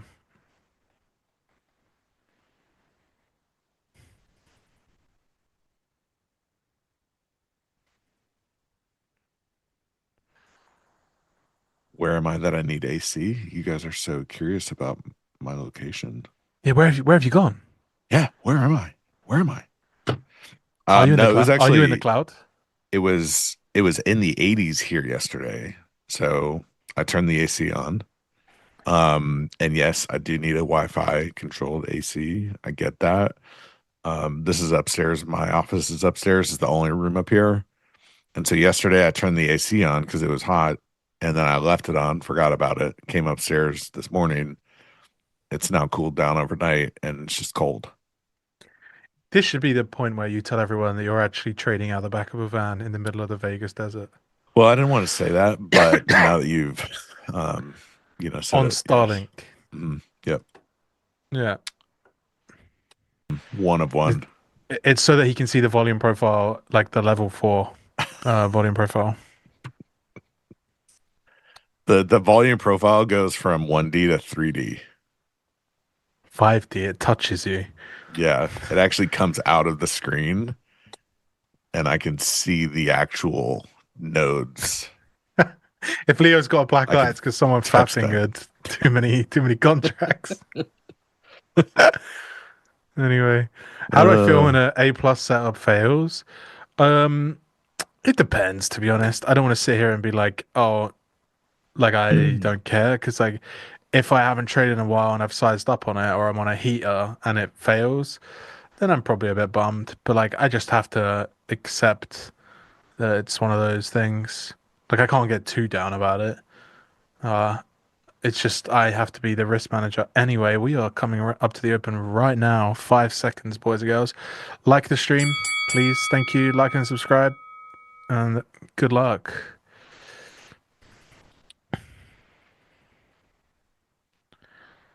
Let's see.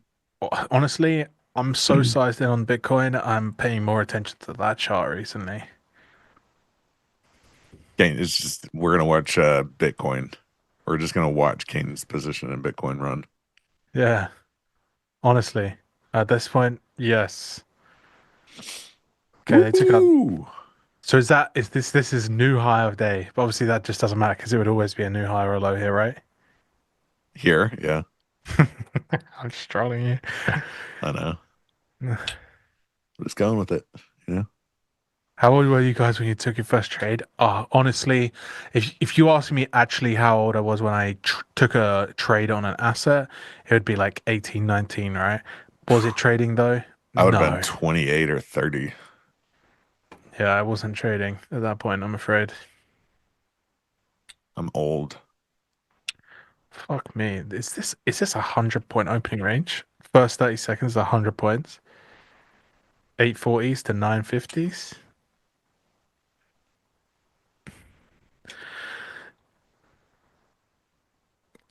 How old are you, Leo? Yeah, how old are you, Leo? And when is your birthday? 41, and my birthday is in March. This month. Which day? I can't tell because I don't, it's in March. Because Sam was going to wish you happy happy birthday. Can we talk birthday. about the charts? Yeah, sure. Take it away. Tell me all about it. What's going on? You asked, you can deliver. What is your mother's maiden name? Huh. And your social security number? Right. And my blood type? I don't think I need that. I'm scared of blood. This is really a really bullish open. Can anyone tell me why? Let me guess. Just let me guess. Because we rallied 118 points from the low of the open to the high. There's something that everyone should know after watching this NinjaTrader stream from all the people. Is it because we gapped up? No, it wasn't a gap up. Wasn't it a gap up? I don't think so. We opened right at yesterday's high. Where's the low? What is the low of the first candle? Oh, there's the low is the opening range low. Oh, yeah. So we never traded below that first initial low. Pretty bullish. Watch me short back to it. Let's go. Go. Do it.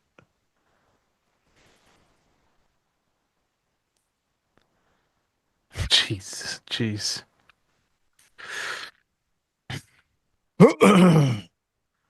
Anyway, if you haven't liked or subscribed, I know that I had to rush that when we were going to the open, but the team worked tirelessly to put out good content and all of that good stuff. So please reward them, not us. What was the little riddle that Deli said? Oh, I don't know. What was the riddle? To 200K. Oh, we're slow. I can't remember. Does anyone remember? It's like I had to wash it from my memory because it was so corny. It was cringe, yeah.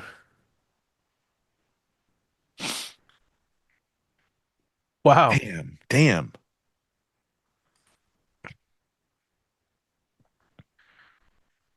Cool. They're really on the personal front with Leo today. Boys, chill out. And girls. Where do you live? What's your mother's maiden name? What's your social security number? Tell me about your entire life history.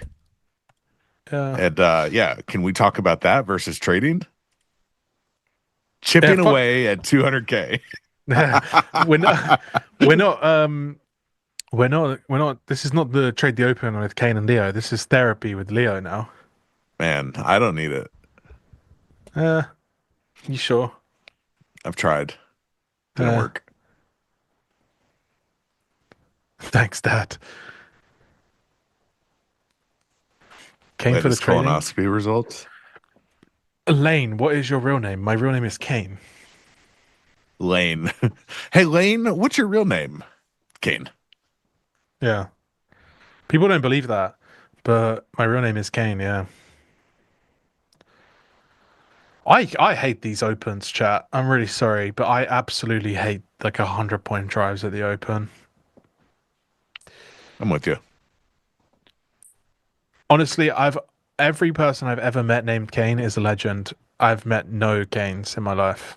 I have also not met a Kane besides you, and I agree. Every Kane that I've ever met is a legend. Yeah, round of applause for Leo for that compliment. I will give you $100 later. Thank you, sir. Iran denies intelligence ministry reach out for CIA for talks. Leo, how is the DOM going? Tell us about the DOM.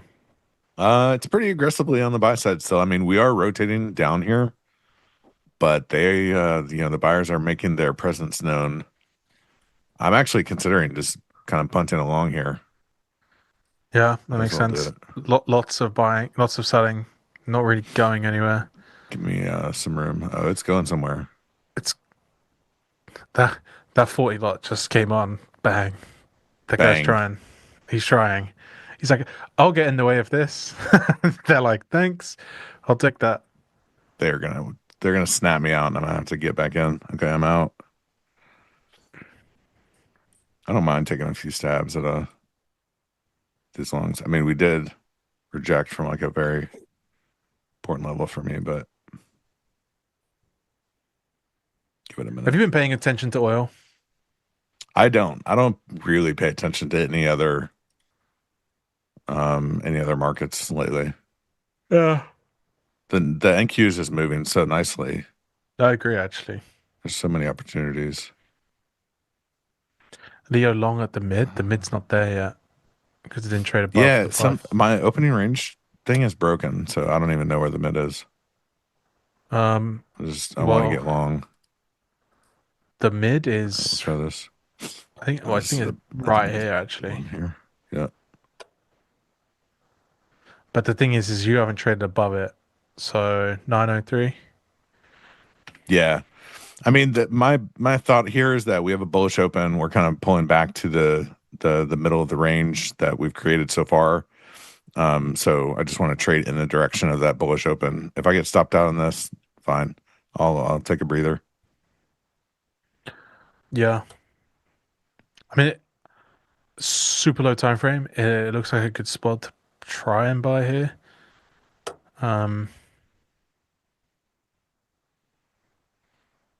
Yeah. ES is trading below its opening range. Uh-oh. Yeah, that's the thing that puts me off. They made a new low, yeah. Actually, like, not even a little one either. Like, 7 points. All right, well, I'll get to... Well, I was going to take some off. Kane, do you sleep? What makes you think I don't sleep? In fact, I don't think anyone's seen anything on socials from me for a while. Taking a little bit of a hiatus from socials, so if anything, you would have assumed that I'm constantly asleep.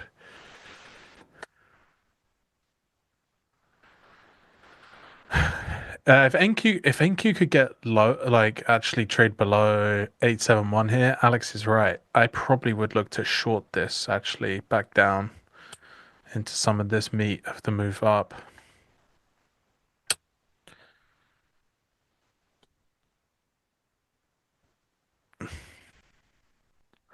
Or either one of you AI. We're both AI actually.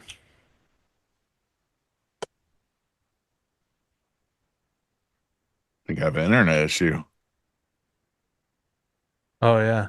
You're 888. You got to stop in. Yeah, you're pretty good right now. Can you hear me? Back. Mm-hmm. Oh. Yeah, don't worry. I was getting in front of the bid, the offer for you, just to protect you. Thanks. Did you get in 6 because you were lagging? No. Oh, fair. I just thought you saw you get in 3 before. Yeah, I was in 6 the first. I was in 6 the first time. Oh, I really don't love the way this is playing out right now. I'm looking to. I'm just gonna flatten out. if you have We'll give it till oh, 10 a.m. and then see. Okay, good choice there. Yes, making a new low doesn't make me feel good, and then we puking flush. actually. So yeah, is it really? Oh yeah. Well, Yeah. Yes, is not happy. yeah. MEA, like if your broker is server side, then yeah, 100%. Like most brokers are server side now, so like for stops and market orders in general.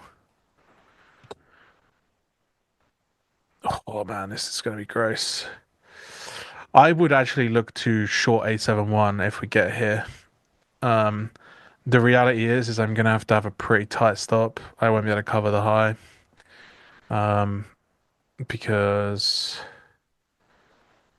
Because actually, just because.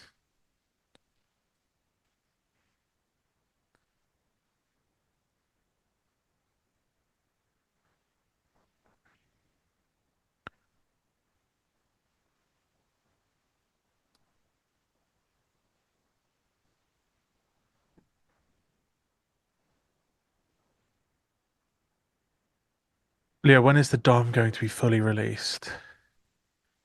TBD. Yeah, fair enough. Still doing work on it.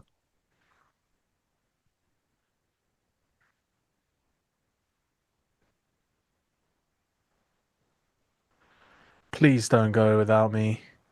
Come back. Please. Please.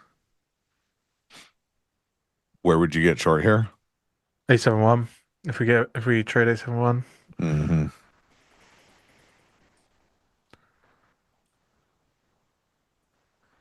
Let's gotta get there though. I don't want to sit around for it.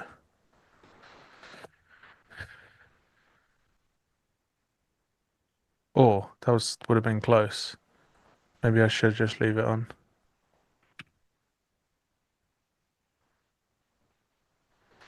Oh, they're gonna go now, aren't they? That would be absolutely disgusting of them to miss me by a point and then go.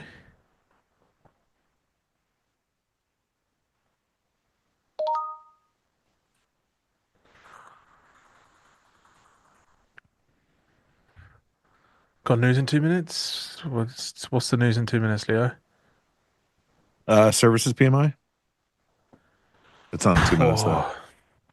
Yeah. It's at 10 a.m. I was about to say it's not. Yeah. Oh, we have a different PMI in 2 minutes, like the nothing one.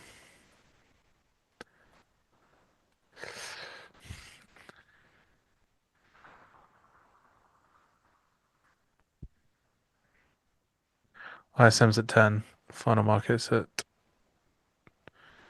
9:45. Thank you, Craig, as always.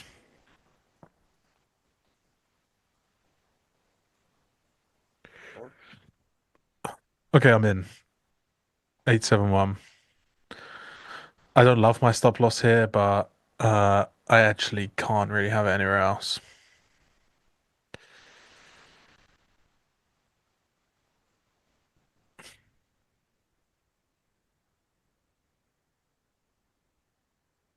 Yeah, given the context of this morning's open, I like the short because we had the, straight up bullish open, went to an important level for me, and we've rejected, and every little rally has been sold. So you kind of sniped that entry there. Let's not say too many good things about it, because typically when that happens, it likes to test my patience. Yeah. Mm-hmm.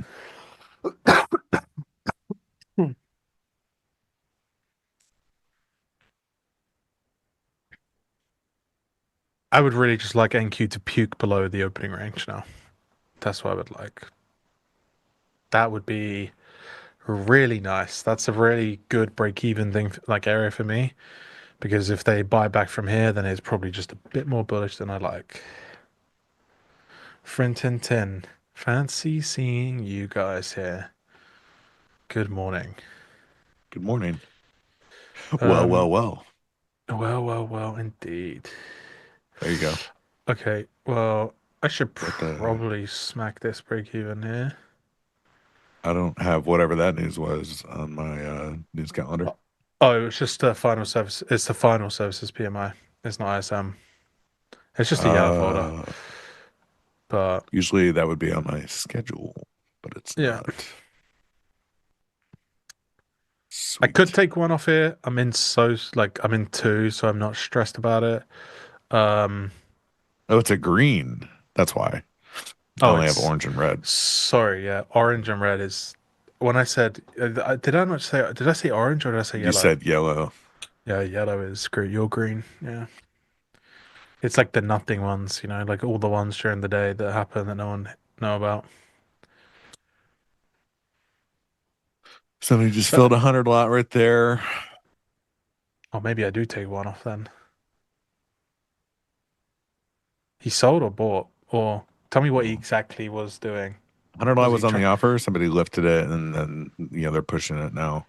Yeah. So I'll the market get out of this if reacted. it comes back, yeah.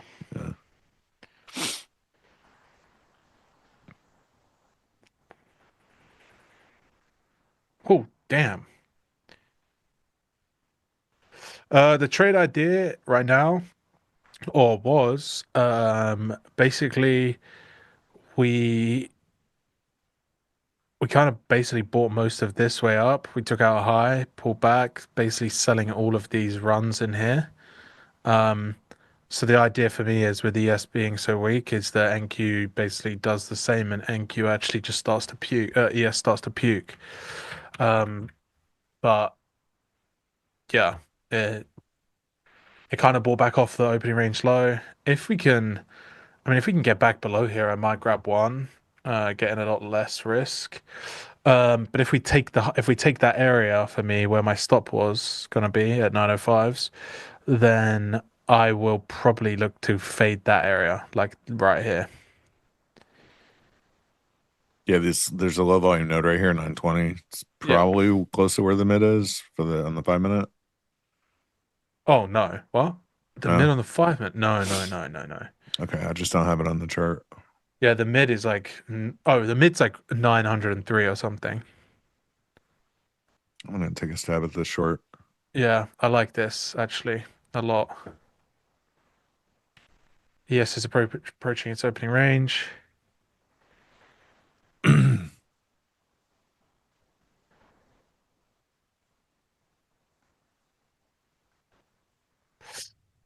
Fuckers, they really. I would just sell the original spot if they can do it.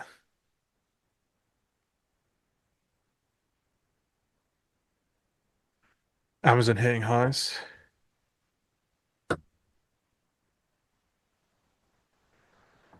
This is an indicator, Rolf.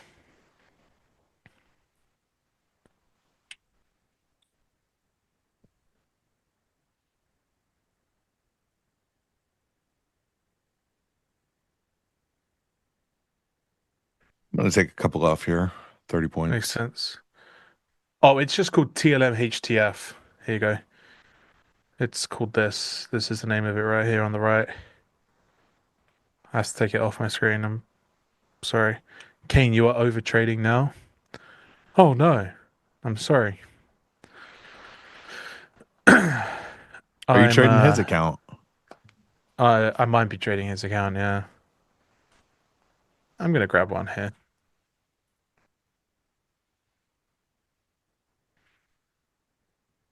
Okay. Fuck off. That's disgusting from them. That was a fun one. Yeah. That was a fun one. I still like the short actually. That little snipe. Gonna be My honest. stop makes me want to sell it more. Yeah. That's also something I think about when they spike it like that and it goes nowhere. Yes, sir. Yeah, I'm only in one though. Um,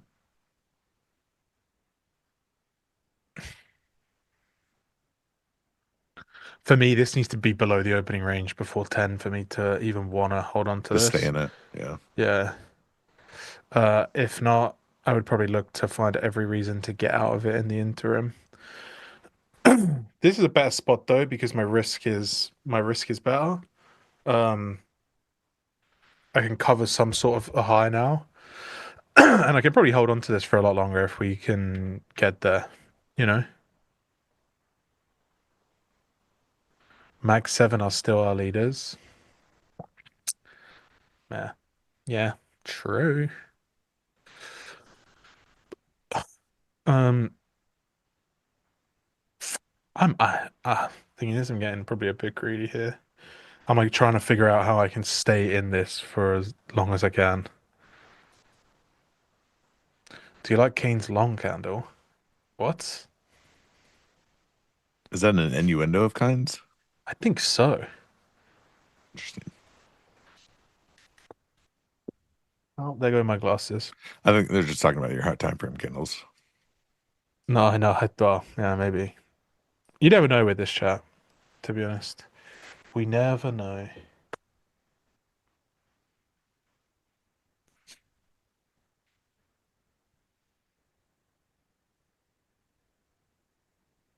Um, sell it. Sell it all today.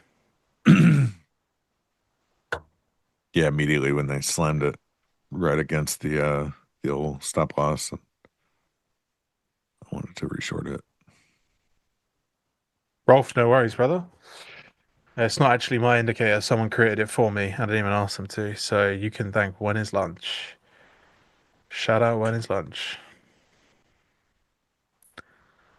Nothing wrong with a short candle. Hey, Just said that. no judgment here. It's a judgment-free zone, except if you're in the chat. Lunch is almost done.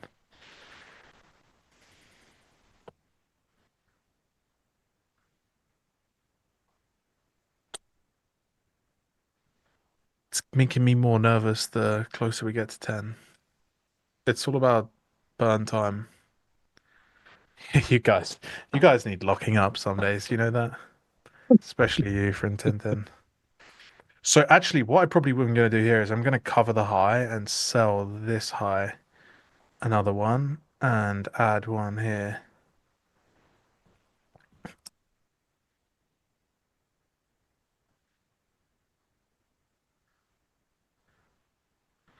Candlesticks, stick. So really, what I'm actually kind of anticipating here is the NQ is showing obviously a lot more strength. NQ takes out this high, ES fails and respects its opening range, and they basically do this. That is what I'm looking for, and if not, then it's probably long through this high, which is not a me trade. So this doesn't look bearish, said everyone before a crash. Yeah. Okay.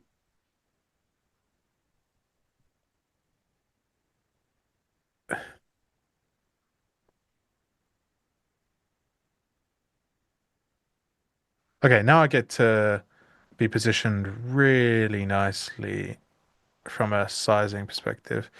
That order is dead. Why is it doing that?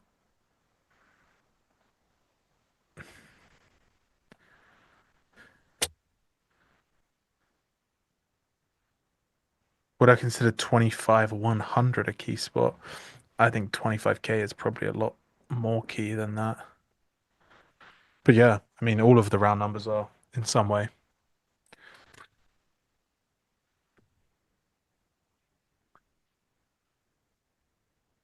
We're definitely long time frame bearish. We're stuck basically in a huge range. Mm-hmm. I mean, long time frame, it's really hard to be bearish on this asset. That's the truth. News in 5 minutes. Yeah, I need to see this like at least below 866 before 59. If not, I'm closing it.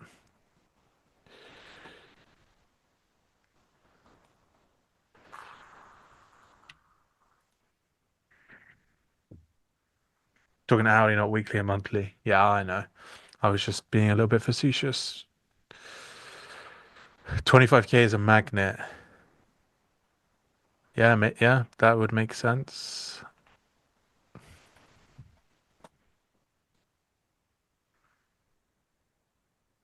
So far, they are doing what I liked.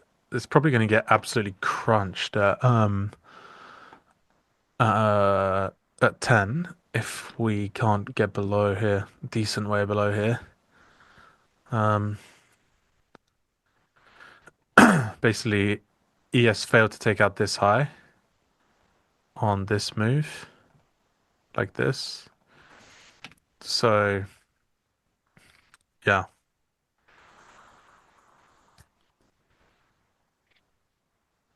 Kane, why does your position doesn't show? Because I don't have NinjaTrader, and that's a NinjaTrader plugin. Kane, I saw some fancy glasses that change color when you tap the sides. I thought of you. That is ever so sweet of you. Did you buy me them though? No. So you can just buy them and send me the invoice.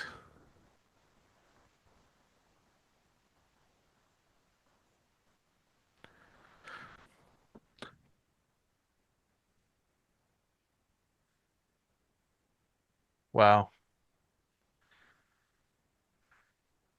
Wow, wow, wow. I'm gonna have to let go of this, which makes me a little bit sad. You don't want to hold to the for the news. Not really. Would you? No, not with you actually. Not with where you are. I mean, I want room. You know, I don't want to hold. I want room as well.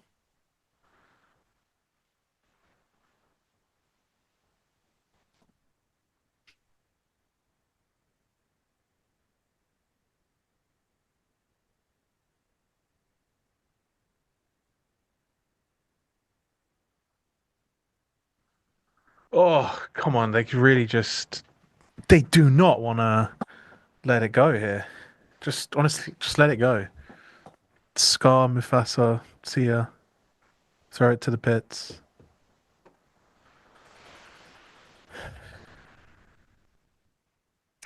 What opening range do I use? It's a 30-second on screen. I don't actively use it the way that a lot of people do, but I like seeing it.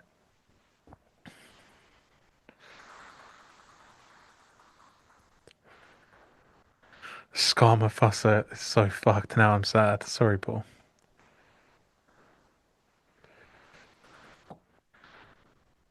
Market internals are getting weaker as price goes up. Do you guys have X-ray machines on the market?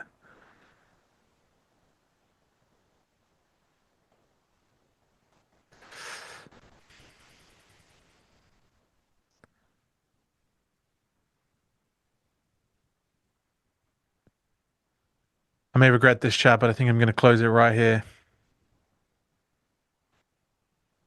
Good for risk management. I kind of just want to see some down move that I can get closure on. Yeah. I took the $275 and I'm off. And then we fucking do the move that I wanted. That happened to me yesterday. By the way. Yeah. I just closed can't the trade and we flushed. Yeah, I just can't be in it. And if we flush because of news, then my ego would tell me that that's a great thing to do, and I'll be sad for the rest of the day. And luckily, by that point, Nick and XY will probably be here so they can cheer me up.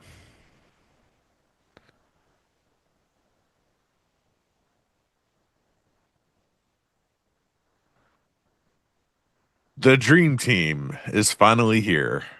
Bang. Good morning. And Good here morning. they Good are. morning. Hello. Good morning. Morning. Yeah, were you short? Yeah. We No were. wonder. I'm 922. long.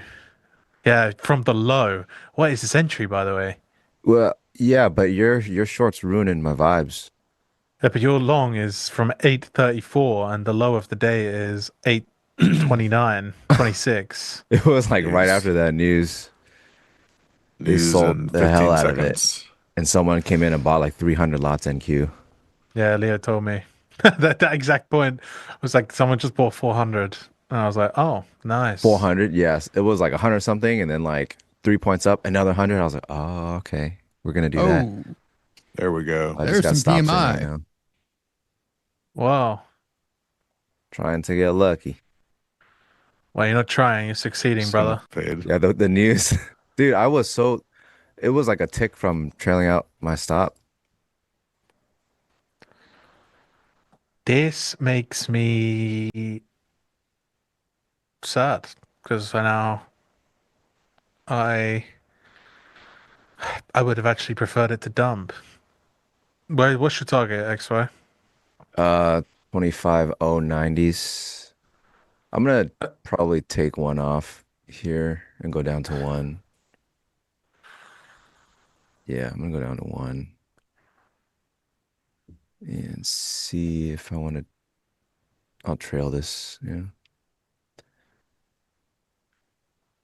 Yeah, that's a great entry and a great trade. Did you Yeah, get like powerful. did you scale It up was in the middle? it was my third long. I got long a little before, and then again right before the news when they flushed it. Yeah. The range is good today because the ATR was like 30, so you know, getting good profits off, but I was just holding a runner each time, and obviously they would come back for it and back for it again. And then I waited for the news, got long again. So this is my third long actually. So I held the 2 lots and trailed the stop in hopes that I would be able to just hold this and not have to take any more trades.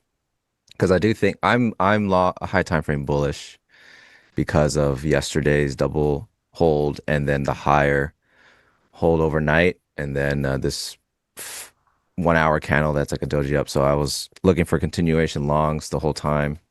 Finally got one that actually runs. Yes, this is my third long already. It seems we're going to be stuck in this range purgatory forever. Yeah. Like a bullish chop almost. Mm-hmm. I'm just glad that they had pretty good bounces earlier before that news, because I was on the wrong side each time. Well, it pays. It paid now, so it's fucking great entry. I would still like to sell this though. It just makes me sad.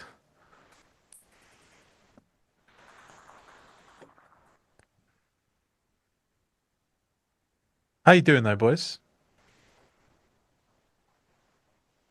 Fine and dandy. Fine and dandy. That's what we Hoping. like to hear. I'm kind of with you, Kane. I kind of want to Short short this, 950s here. Yeah. but chat. Good morning. How's everybody?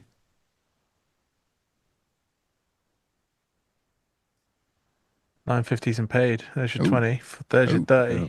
There's your 30. And they're going to give you 40 that quick. Oh, and they do. Any more?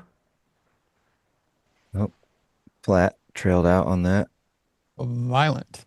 Little flush Great there. trade, XY. Great trade, Leo. Thank you, thank you, thank you. And that takes me back. I was going to Holy say, Leo just went back to a nightclub in like his early 20s. legit. Yeah. Yeah. Man, when that song was out, I mean, I don't even know how old I was, but I had an uncle who could barely speak English, but he loved that song. That was his jam. Just came over from Vietnam, doesn't know like any English, and he's just like, yeah, I love this song. I don't know what they're saying. I don't know anything about it, but it's so good. That's amazing. Leo was 30 when that song came out. Wow, you're just catching strays today, my friend. Damn. First they were like, Damn. Leo, what did you do before trading? And What's your mother's how maiden old are name? you? How old are you? What's your birthday? Where do you live? Why is your AC on? Name of your first pet? Just let me live, damn it. Yeah.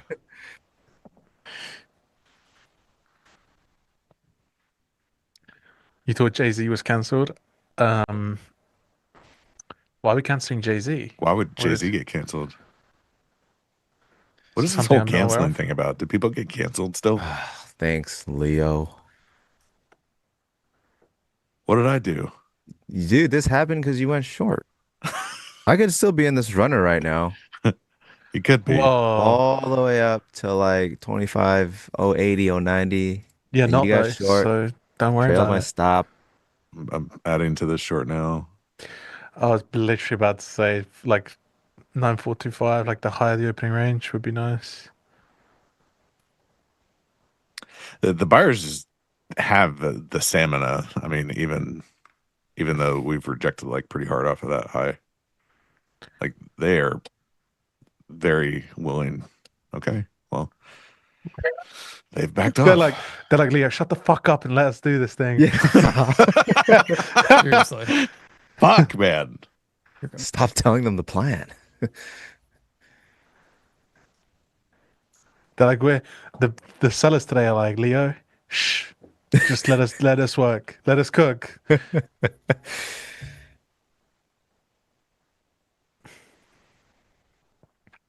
Leo lives in Arizona for sure, maybe Cali.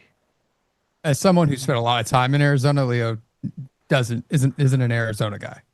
Yeah, he's definitely a California kid though, that's for sure. No, No, I went to LA once. Hated the traffic. Okay, got stopped on that. That's fine. Oh, dude. Oh, now I want to get back in it. Rakesh is in the chat. He told me to hold it. That's my He bad. did. Did he say Rakesh, hold it real time?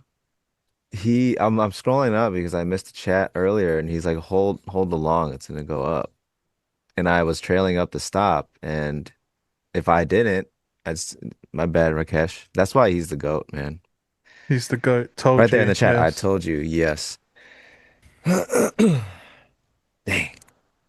I wish I had seen that. I would have actually deleted the stop. All in, like you If would have just Rakesh deleted says the whole long, stop. dude, it's long. Really? Mm-hmm. I literally just got short. Sorry, Rakesh. I'm short again here. Yeah, Dude, 619. you guys dare fade Rakesh? No. You In give fact, it it just a makes little me bit it extra. makes me scared a little bit. No, you speak about it like Yeah. that. But I'm letting the sellers cook today. Hopefully they Okay, I'm out. You can have it, Kane. I would thanks. feel much better if we go back to 25K first. Yeah. I'm actually kind of banking on the fact that we don't do that. Because I think everybody wants that. And then they sell this and then it just doesn't stop. And Rakesh is right after all.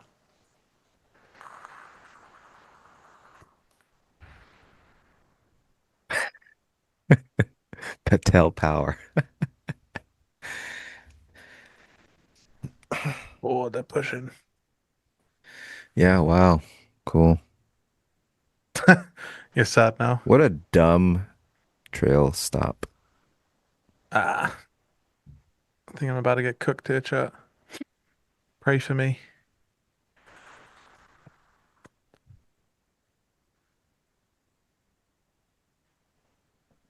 Well, the upside is Bitcoin's at 72K still.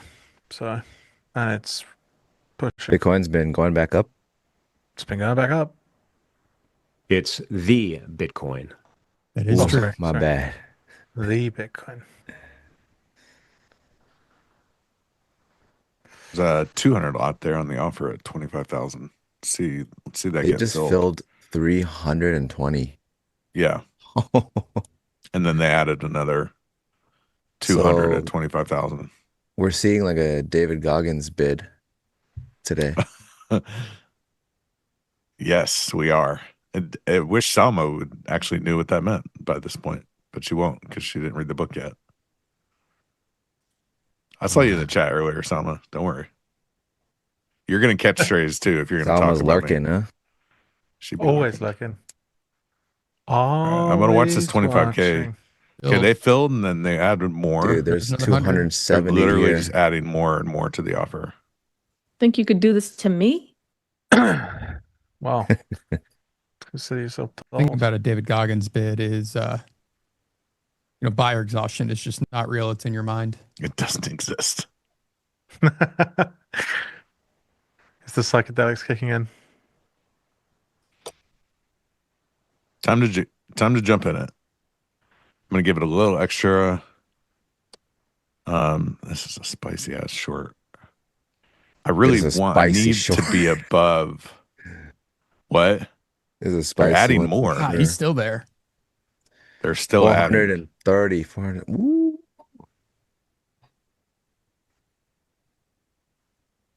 Wait, the US sank an Iranian warship. I did see that. But I never know what's AI anymore, Kane. It's fucked, isn't it, actually? This is my if I don't actually look into it further than me watching something, I'm like, oh, okay, just take it at face value because that's what we were supposed to we used to be able to do. Throne shop. Just draw a new line. Yeah. Just delete the old one.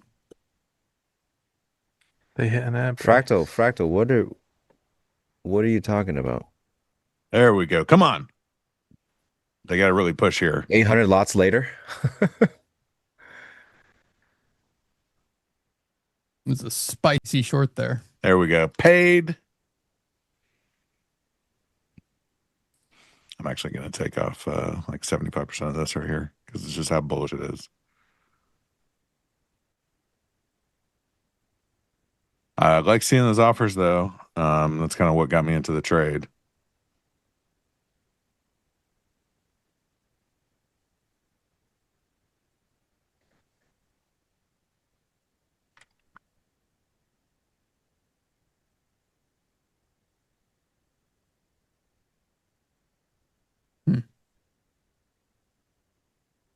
Dang.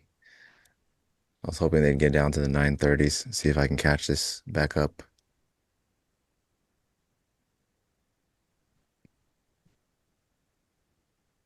Looks like the answer is no. I still want to see what they do up here at the 205s. There's an offer still there. I've been seeing lots of offers getting filled.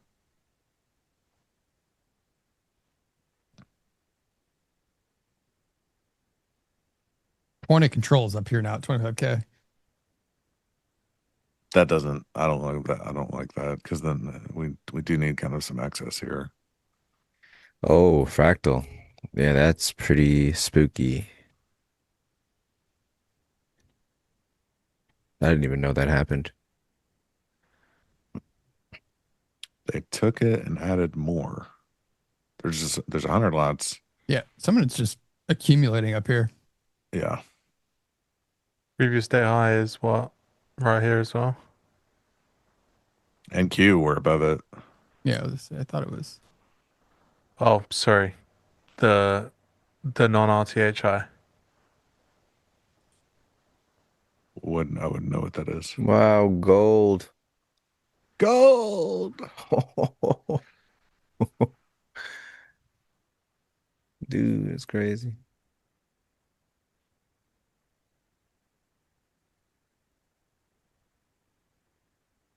It's yesterday's overnight high. Yeah, no. I know what you meant. Yeah. The sucks is my stop is right above this offer at 10. So if they fill them, they're likely to pop through that. So it's either get out of this trade, reevaluate once they get filled, or maybe they can't fill them, and that's fine too.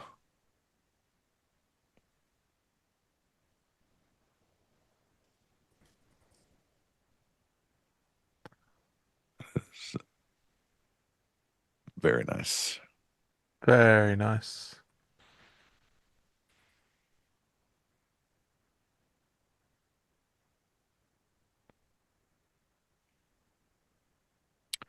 That's a pretty good sequence. I think deserves a bit of a replay at some point.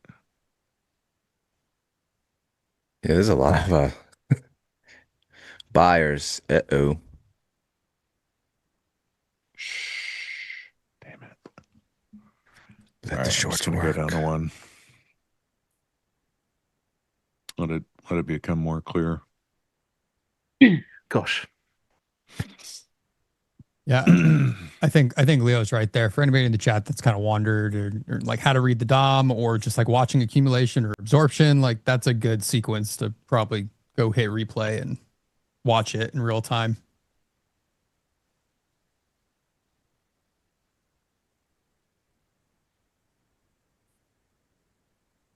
Oh, Kane, I don't know if you know this, but Rakesh made like 50 grand yesterday, he said. Well, actually, that's untrue because he didn't send me the 50 grand. Yes, we are to prove awaiting it. the audit. We're awaiting proof. Waiting for the So audit. he hasn't made 50 grand until he sends me the 50 grand, and I can validate that he did make it. What did he make it doing? Just longing? I don't know. He just said he yeah. made 50K, and I said, well, you have Also, to the send audit, it to me and prove it. the audit verification fee is 50 grand. Is that the new broker statements? You just like 50K say, whatever you say your profit is, you just have to put it in You have escrow to to wire somebody the else to money. validate. Yeah. Look at. He said he made 60,000. Are we talking USD, Rakesh? Rupees. I don't know how The much greatest is that. I don't currency know of all exchange time. rates. What? So how do we, this authentication, say I lose 20 grand, how does Argentinian that work? pesos. Wait, what? Eric, if I lose 20 grand, how does the authentication process work then? Oh, we just You believe still have you. to. Yeah, you just we. Yeah, we if you say believe you lost money, Yeah. we believe you. Yeah, Everyone yeah. believes it. Oh, Yeah. okay, fair enough. It's when you make it, you have to authenticate. Damn. You can sit here and be like, I Authentication. just lost 18 billion. We'd be like, oh, dang, that sucks. Damn. Oh, that's crazy. Anyways. I thought I was going to get Leo to send me money. I think it's time for you to send me money. How much? 100K. Yeah. The thing is, Leo, No, is the we can't. DOM is... We can't. We have to. Oh. Yeah. Yeah. Okay. That's sorry. That's a private deal. It can't be discussed in public. Very, very secret. Very, very secret.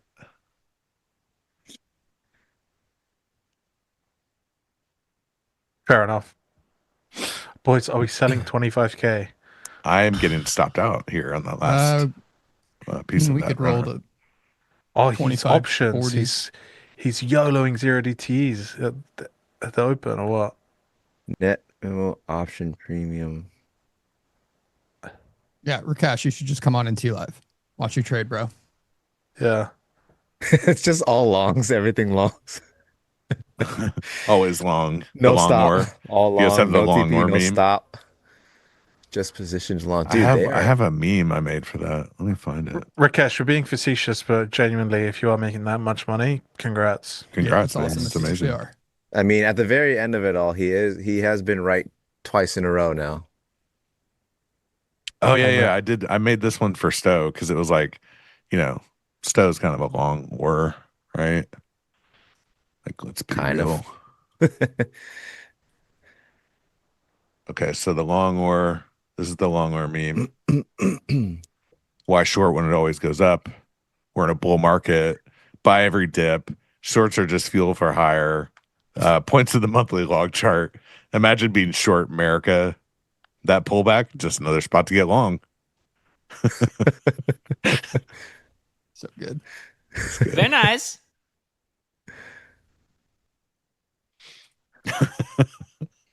Luke, sorry, we're not allowed to discuss that. You don't have clearance for that right now. Yeah. So the that news, 10 a.m. news, was that like really good or something? Because I mean, the market went up, so it must They have want been to good. buy everything. There's a lot of offer up here that they're just chewing through. Yeah. They just legit want to buy all of it at every price. It's not even like there's no selling here. There is selling. They're just filling them all quickly. Oh, we got signal. Ladies and gentlemen. Michael Jordan of trading himself says NQ 25,070, then short. I'll wait for the short then. I 25,070. will not. Where are we at? We got to go higher, like 177. We got to take out these highs. I think if we're trading the 70s, I mean, what's what's in the way of the old 90s, highs. the 80s, the 90s? Nothing. Yeah, there's nothing. And if they're going to trade that, they're going to go to the 150s.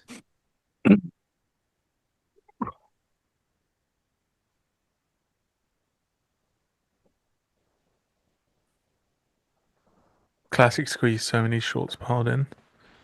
Classic. Absolute classic. Yeah. They were saying that at COVID lows as well. Classic. It's absolute generational bottom.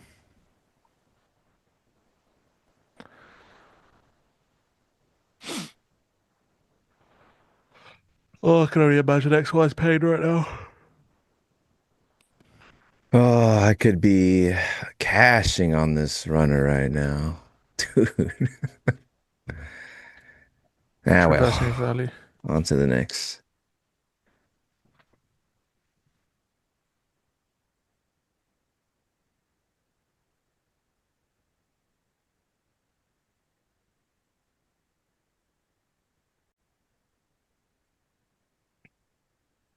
Another 200 at 70 for it's probably Rakesh.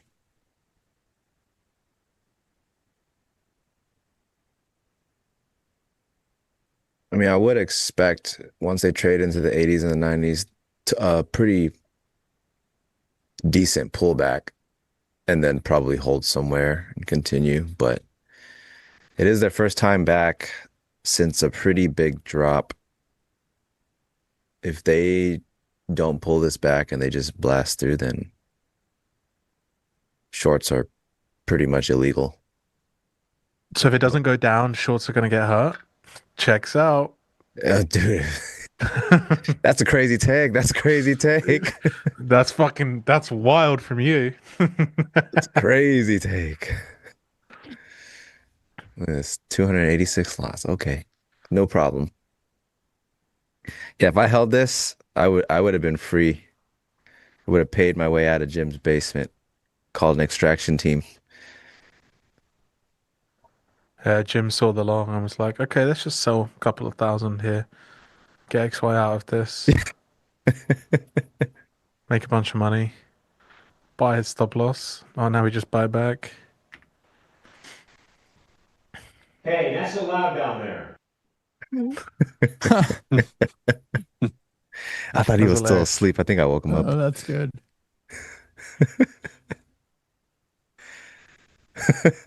Why do you sign up for the XY course? You have to DM Nick on Twitter. Kane is convincing everyone in my YouTube comments that he was sold a scam course. Every Bro, YouTube why are you video. posting this? I paid for your course already, please. I literally just saw that last night. I was like, Why do you keep putting free videos out when I bought your course?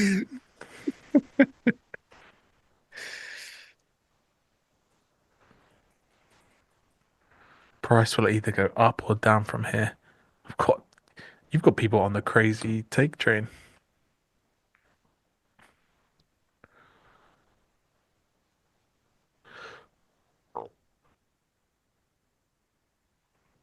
Oh. Top. Okay, I'm short. Jack Plan. The Black Plan entire said. morning plan is already over with. Dude, look at man, they're not even done. This build is insane. Be right back. The volume build is insane.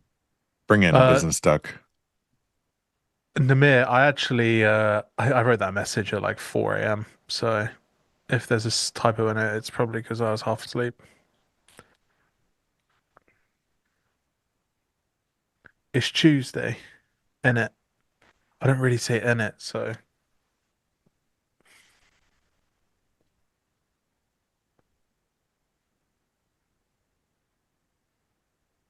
Yeah, adds to it. Yeah, I was KO, to be honest.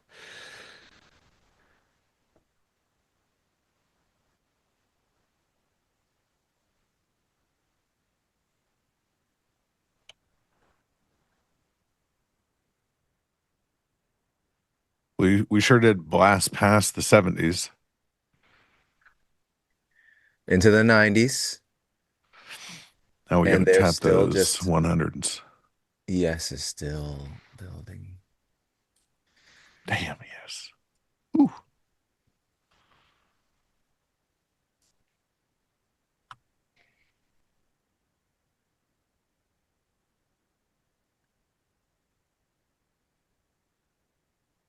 My levels are good. My confirmation is good as well. I'm struggling with context. If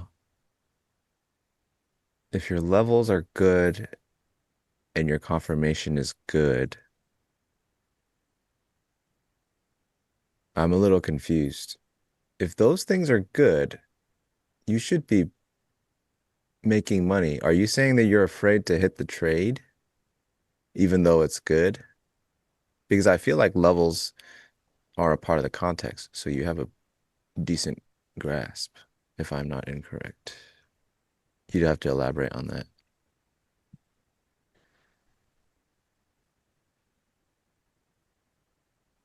Keeps going.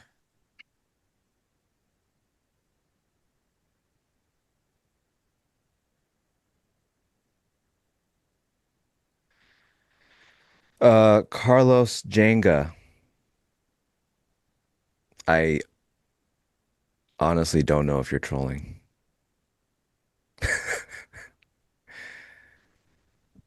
But I'm happy for you.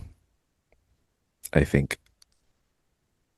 Being is the man. I got out of my trade and then took a loss. I don't really feel like the man right now.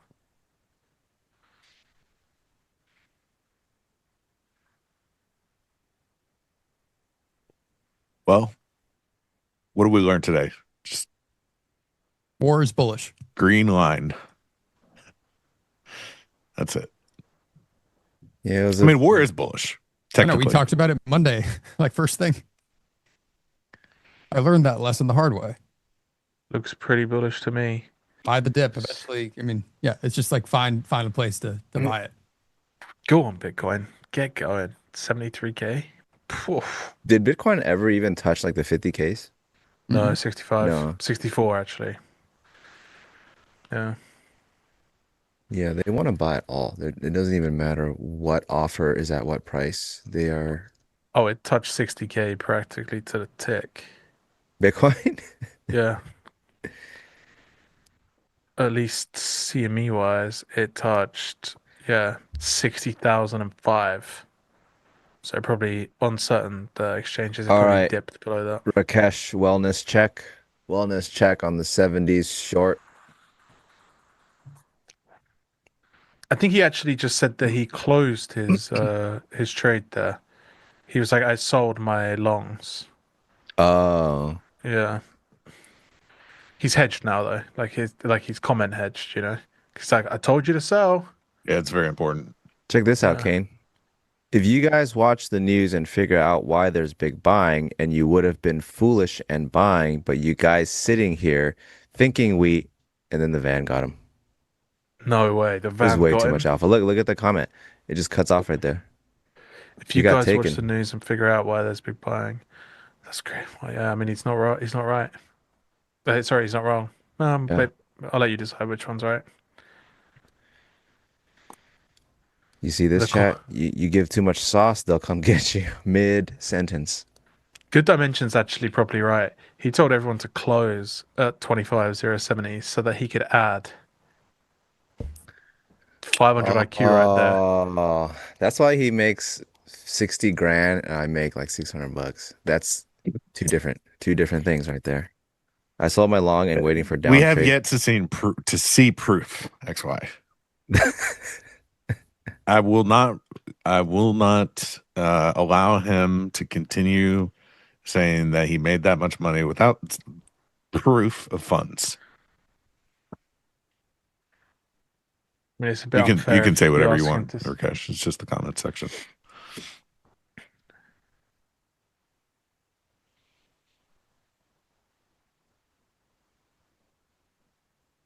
So he's waiting for a short. Okay. We're not sure the market's gonna accommodate. Yeah, they're selling really hard right here, really aggressively. So earlier it was just passive offers all the way up through the 20s and the 40s. Well, actually 25,000 up to the 20s. Once they were, taken for lunch, it's just been nonstop buying. But now they're actually selling into this a bit. So stab at a short here, maybe. But I would want to actually see a pullback to just get long. We are away from this big choppy range, and the market is bid. So good idea on a day like today is try to follow that move and not fade it.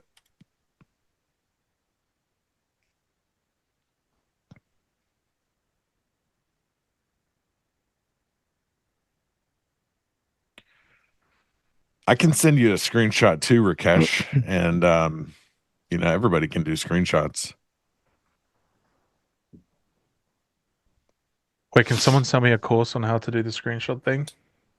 That's in that's in no part two of mine. We can't teach that. We can't teach part you two. Can't Nick, you cannot teach that. It's going to erode the edge. Part 2 is going to include 14 modules on initial balance plus a full prop write up with screenshots. Sick. I'm in. Exactly how every influencer does it. Kane, just hold your phone up and take a picture of your monitor. No. Why would I do that?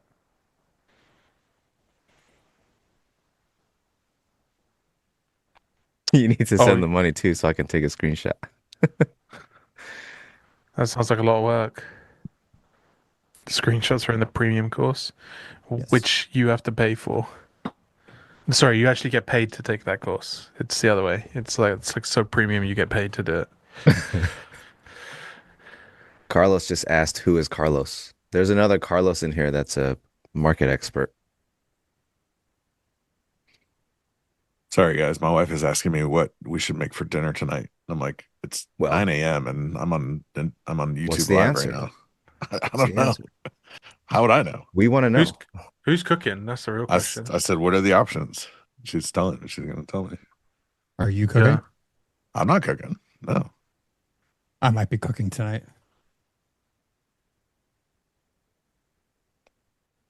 Tracy, Mom, this is this is typical husband and wife. I said, what are the options? She said, anything. I just don't know what sounds good, and I don't know what to make. Well, actually, I'm Chat's say giving something. you. I'm going to say Chat's something, giving you stuff. and then she's going to be like, no, I don't want that. Promise. I mean, that's a common thing. Yeah, it's like, anything. I'm down for anything. 3 things. Like, I don't really feel that. I'm not feeling that. Anything except those. Street tacos. We had tacos last night. I do want to make some chicken street tacos on my to-do list. Someone was asking. No, I'm not long. I haven't taken a trade really today, outside of a quick. I was trying to get here short wishes earlier. they were Didn't long. work. That's what it is. Nah, already. I wish I was long from lower, not long from here. Yeah, only Stowe would want to be long from here. From anywhere. From here, from there, from anywhere. From anywhere. Dr. Seuss. I don't know. That sounds It's pretty aggressive. I would want to get a bit of a lower price.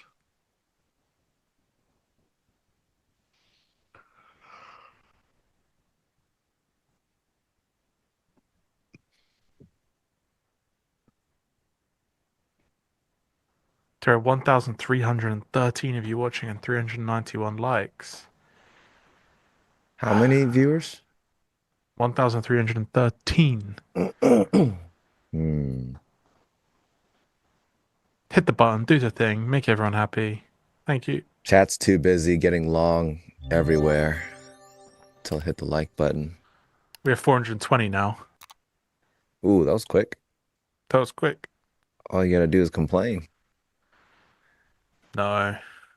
I'm just asking nicely. Hello, MacBook Neo. What is that? Yeah, I guess Apple released a MacBook basically that I think it has the iPad chip in it.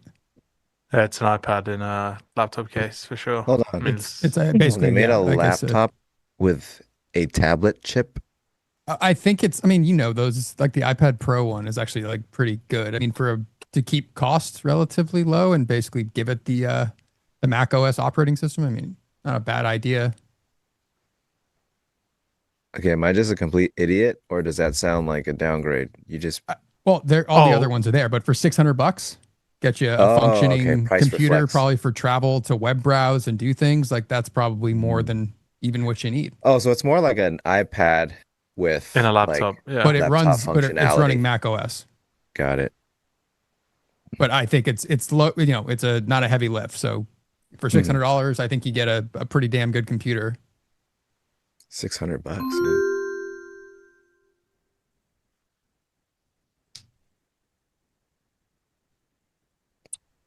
So who's still long? Anybody? Anyone still Not holding me. this thing? If anyone's still holding longs, you deserve like a bonus on those contracts Yeah, at you this do. point. Yeah, this one I Jeez. would have had a hard time holding. What a today. hold. Especially with that reoffer that kind of came in at, I think, Leo, when you got short off Yeah, like the 970s. 25,000. Yeah. Oh, the 970s. Yeah. Oh, and the Yeah. accumulation at 25K. Yeah, that Yeah. would have been hard to hold through. What do you see in the DOM? I want to short it. Okay, let me help you with that. That's- You don't need a DOM. If you want to short it, just get it short. You don't need it. You That's don't need so a DOM funny. for confirmation. If you think it's a good short, the DOM isn't going to tell you. You can use the DOM to confirm any trade you want to take. I think at this Let's be point, serious. you don't even need to see the DOM. Just look at where the market is, and you could Where probably you want it to go.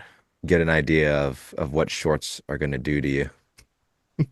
You really don't need a DOM because if you're really looking for a trade, I mean, you can find one pretty damn easily. It's a pretty cool. It's a nice 1 hour candle. Huh? If anyone wants to get in front of that.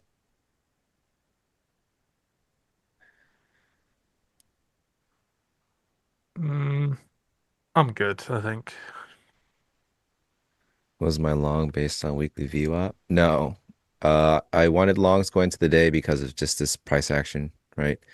Sequence. So I was just looking for longs, took three longs to actually finally see it run off.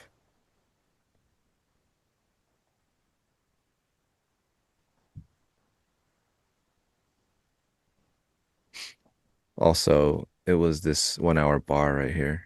So I was using this as, hey, I think we're going to get a good continuation candle.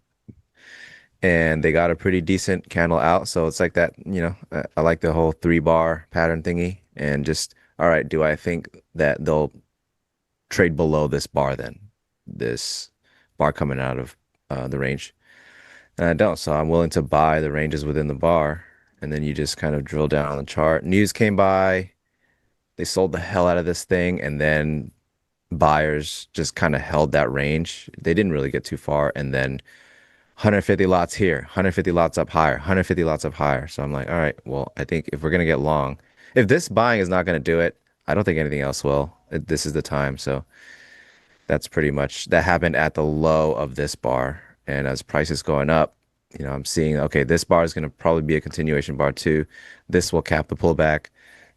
So I started trailing a stop up, and then they literally came to the trailing stop, took that, and ran off to my target without me. Sad story, but I am grateful that the first two longs still paid, even though they were too early, still on the wrong side. So I call it lucky. It sucks what they did to the runner, but that's karma for getting lucky on the other two longs. Try along here. Right at where did I get filled? 87. Taking this little micro long pullback. Micro pullback. If we're gonna trend, I think if they're not holding in like the 70s, they'll probably do so at the 90 MA in the 50s.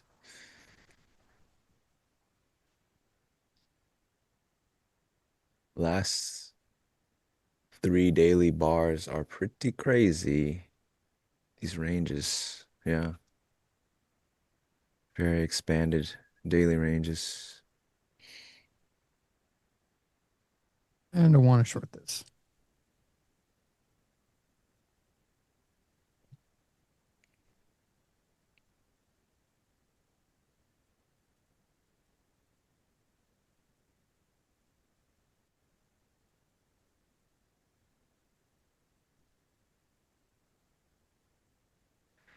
That's a clear short, my guy. 40-point down incoming. We got the market callers in the chat today. I hope you're getting paid. Oh, he says I'm short. Okay, he is in it. Yeah.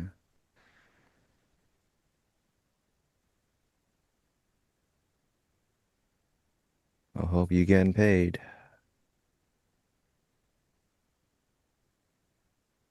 Took a short off your dom.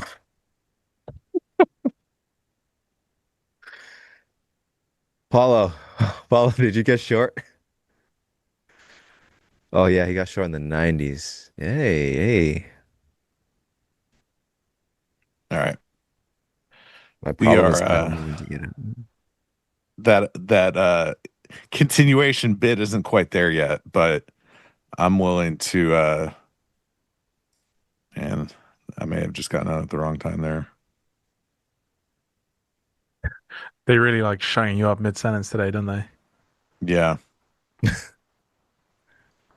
What's my strategy? I'm still kind of watching and waiting. To learn or to trade?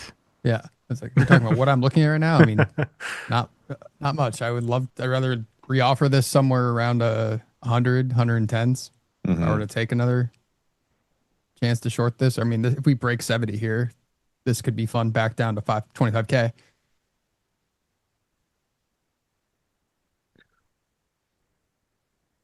Yeah. I think I'm probably more of a buyer at 25K than I'm a seller here right now. Mm-hmm.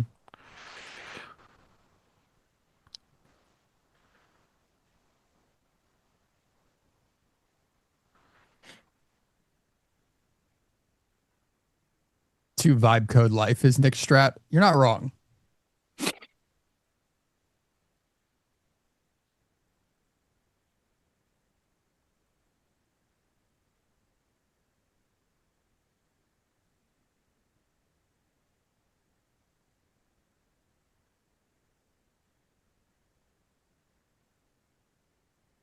Pape is still pretty heavy on the selling here. They're not letting it go. It's Rakesh, bro. It's 25.70s. What do you expect? Oh, Rakesh, did you get short? 25.70s. He's here just smashing the offer. Taking it all.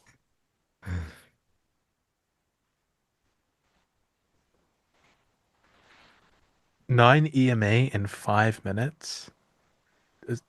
I think. Does that even? How does that make sense? He's saying we're at the 5 minute 9 EMA, which we're close. about 10 points lower, 15 points lower. That's what I'm looking at right now. See if. Did you get the London move? I didn't, bro. Hold- I did not.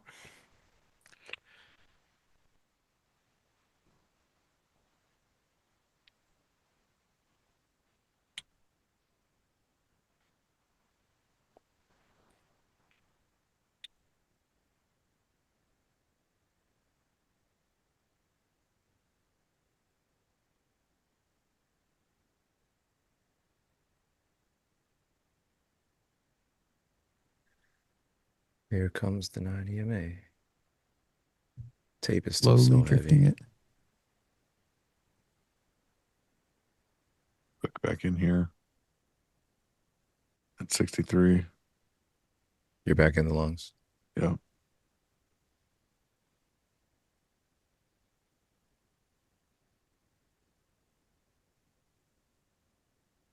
Just the wrong idea.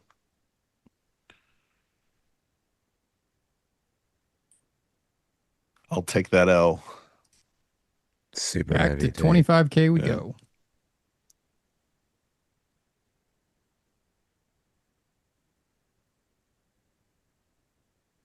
Would you have held the runner by now, XY? I would have cashed it at 090s. That was my ultimate, like that the plan just went up to there. Anything beyond that is outside of the plan. So yeah. I would have cashed it there.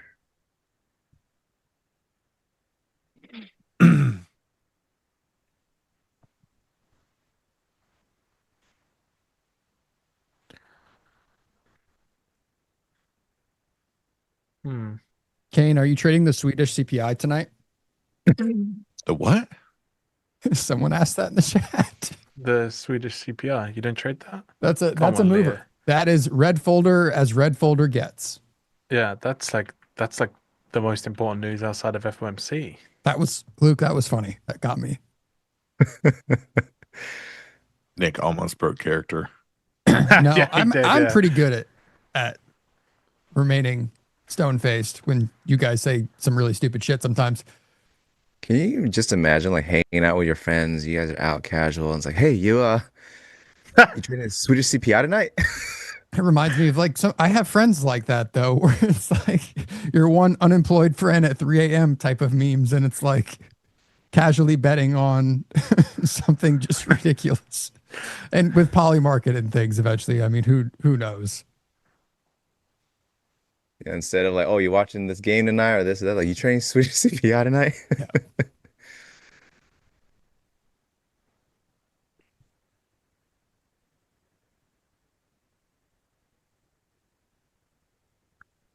I'm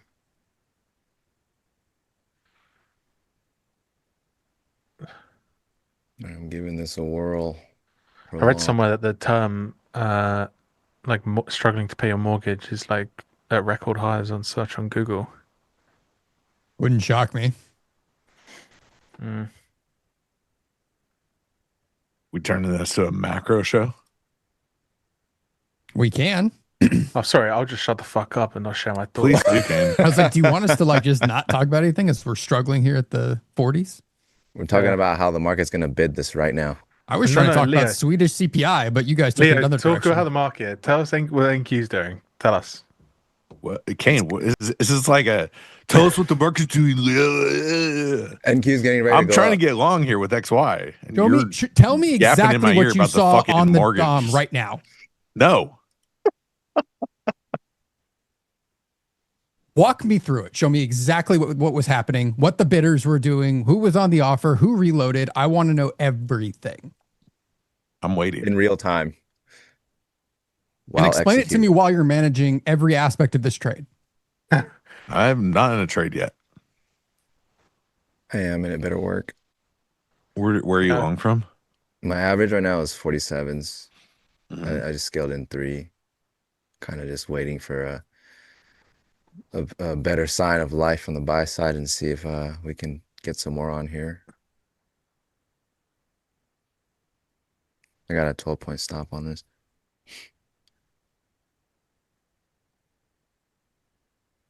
Real G's don't use stops. Ooh, my bad. Let me get this up. Let Ooh, me take the stops off. Ooh, my that's bad. a hot take. That is a hot take. Scorching. Just like, real G's don't have a daily loss limit. No, they should. No daily loss limit and block every phone number from Chicago. Now we're ready to trade. Yeah. I thought there was a banger line and You can't get margin called if you delete the app. yep. I thought I wrote something that was pretty good on that note, which is like, if you don't actually have one, eventually the market's going to find one for you, and it's going to be a lot worse than the one you should have set.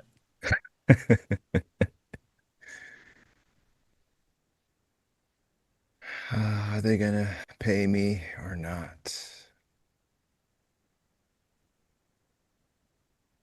I'm along with you. I just You're got long? much worse. Oh, look, when Kane says he's long, they just start moving up, huh? Okay. I see. That I'm laugh starting made to me notice. think. I'm starting to notice. The amount of random phone calls I've had from Chicago-based numbers, it's crazy, which is what made me laugh, to be honest. Oh, can I get at least one cover? No, no way. One So tick? Leo, did you get long? No. See, I wasn't Leo, even trying why to Because get you're long, he was and I reading got long. Swedish CPI macro news. Yes, but Phoenix has a good question, Leo. It says, you're not in a trade right now. Can you please explain the rationale as to why in detail, please? No. Guys, are they gonna fill this TP? Oh, thank God. Jeez. I thought they really just grabbed you and came straight back. They really did you Yeah, a that was solid rude. there. Yeah. They were like, Thank no you. worries, we got you. Like, fine, stop crying about it. All right, this will be my last trade, guys. I think I've been trading too long. Nathan, what's the reason for the trade? I like this 15-minute like look below and then back inside. I went break even a bit earlier because ES is pushing, but I actually just want to take one off and leave this one on for a new high if we get there. If not, then we don't. You know Chicago numbers, name them all. All of them? I just text Pax like, hey, which broker is this? Oh yeah, that's that one. Block those guys.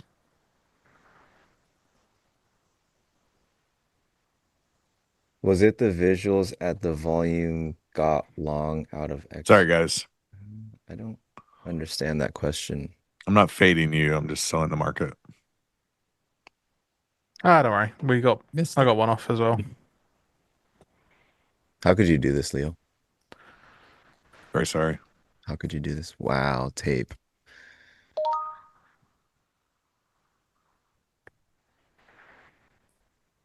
Rakesh, help. Rakesh, what are we doing? My quant.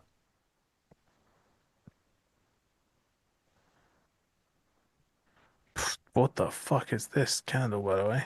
They really just didn't like that price. Well, I top ticked 86 and a quarter. My one.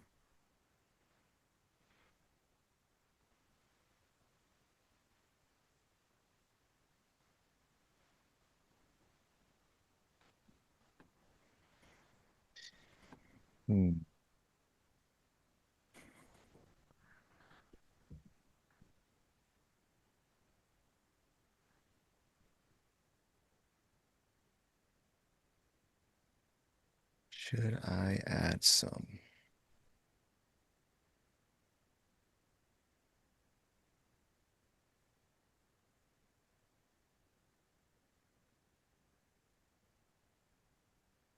Leo, I kind of wish I was sitting short with you right now. Yeah, but they're holding those I know. those 40s right now. Which I guess that's a spot that makes sense, but Yeah. It's the ultimate LVN. yeah.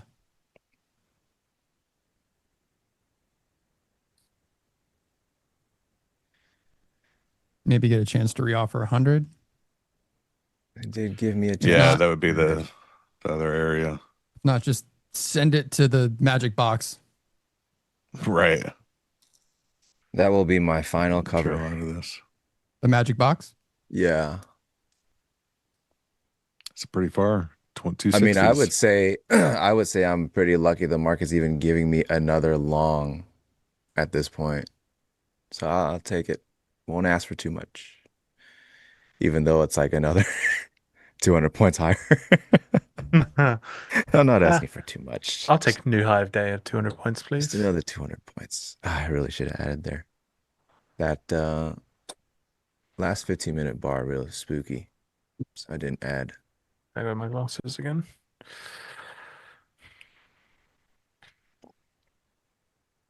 Smart Trade Paolo said, Nick, I read your playbook and I learned a lot. Thank you. Well, thank you.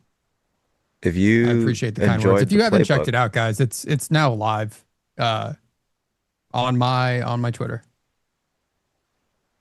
Links there. Check it out. The half-finished playbook that was supposed to go on PTT, and then I added a significant more amount of content because once you start vibe coding, you can't really stop. Kane, are we still on here? I got straight out, bro. I wish I was though. That's right. I was only in two, so like I closed 8.6 and a quarter, and then that pullback got me out break even on the remaining half. But I'm actually I'll avenge you. Thank you, bro. See if they'll cover this here for me, please. Please. Where are you trying to get covered? 107. I think they'll grab you again, like they did last time. Might have to try to get 100s, but I got 92s, and now my entry's ass. Yeah, that happened on my long actually. I tried to get a lot lower, and I got filled fucking. I'm negotiating. All right, down to 1. Or they just hit your 7 as well. Yeah, that's all right. I do this all the time. Like I'm kind of stupid like that, but it is what it is. Yeah, well, it's one of those like it hurts. It hurts way less to just negotiate a few points and cover it and have them run versus those very few occasions where it doesn't. I'm just like, God damn it. It's saying please is not a good sign. I've seen friends and men say plenty of things to their charts to try to make a trade go in their favor or stop moving against them as bad as it is. Please does not hurt the market gods.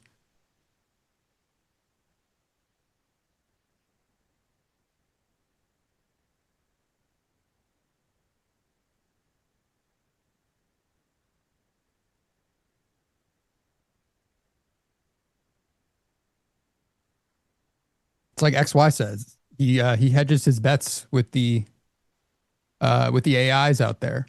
Nothing wrong with the please and thank you. Call risk management, man. Sam Altman said that saying please and thank you to AI cost them millions of dollars a year. Could pay dividends someday. XY, did you used to draw this when you were bored as a kid? Absolutely. What childhood would you have if you weren't doing this? All right, this is basically a guarantee at this point. Oh, what the? Oh, no. Oh, no. All right, we're fixing it. Do you ever cover? No. We're fixing it. There it is. XY lost his crayons. The proprietary crayon line. This is, I had to bust it out for this one.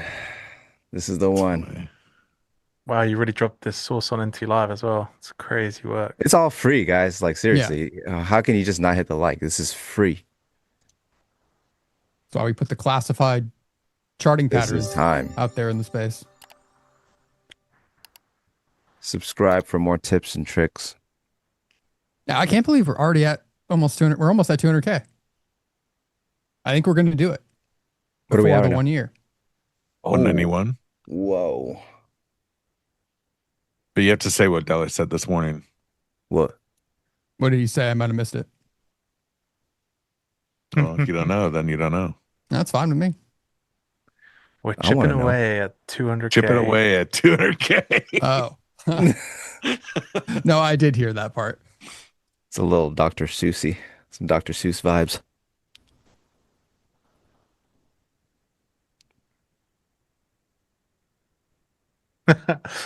So funny.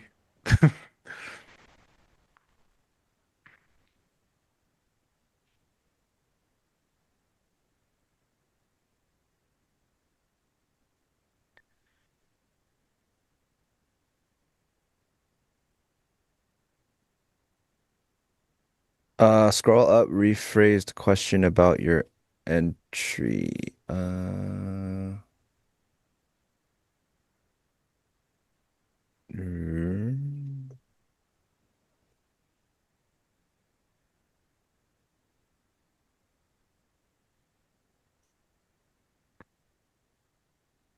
Okay, XY meant that if you look, the volume profile of the right on your chart looks like you tried to catch the bounce out of the low volume.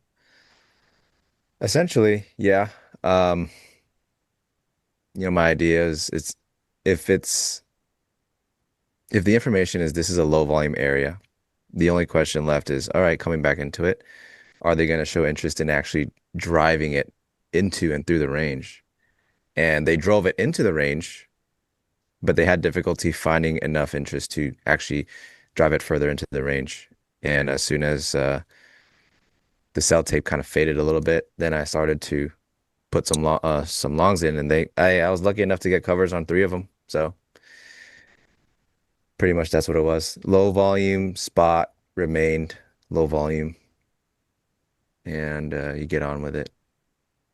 It was pretty much just me waiting for any of that sell side tape to fade. That thing was just running down there, interested in lower, fill that bid, interested in lower, fill that bid, until they started to try to fill the next bid, got through it, and did not continue to sell, right? You can see on the tape or the pull stack of this, the pressure started letting off, and then eventually the bid takes over that selling. Now I'm layering the orders, seeing, all right, are they going to come back and fill these orders? And if they come back and fill the orders, I do want to see selling that steps off. So that's why I was never really in heat, because I was lucky enough to have them come back and to have the decision made that, okay, we're not really going to sell this range anymore. So as they're filling the orders, they're not really to start hitting into that bid anymore.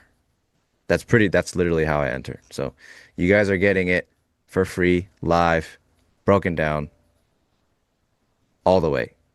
Hit the likes. Man of the hour, how are you?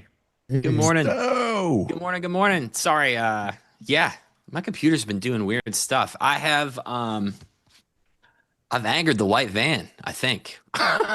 Did you log into my course or something? Because that sounds about right. All right, that could have been it. It could have been it. Nice plug, by the way, Nick. Nice plug. No, I don't know what the hell's going on. Was it Patch Tuesday? Did I get nuked by Patch Tuesday again? Are you having internet issues? Yeah, it's like everything Everything went dark. everything's working and then it's not working. I don't know. It doesn't matter. How are Yins? Yins doing good? Can't Yin's complain. doing good, bro. Can't complain. Good. You folks were correct. I have been long a bunch of times. Of course. And it's been good.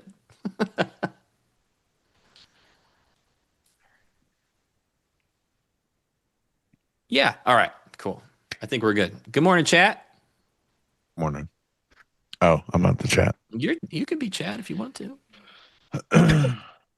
You were just long the whole morning, Stowe? Yeah. I did most of my work on ES. I had one scalp on MNQ, but it's not really worth looking at. I got into this trade down here. Initial longs at like 820, 68.29. Kind of scalped this around.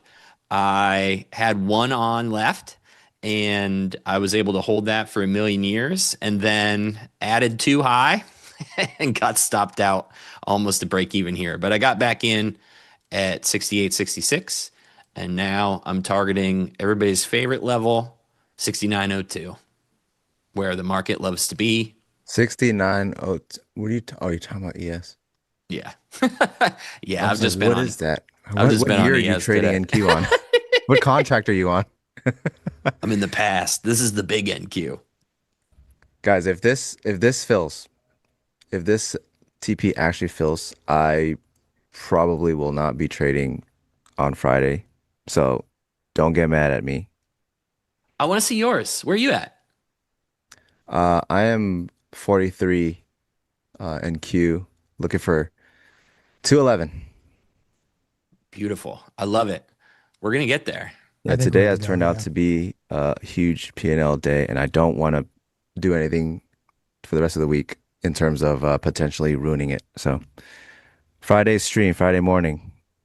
Don't get mad at me, chat. But I'm gonna. If this TP hits, my week is done. Get mad, actually. I actually don't believe him for a second, chat.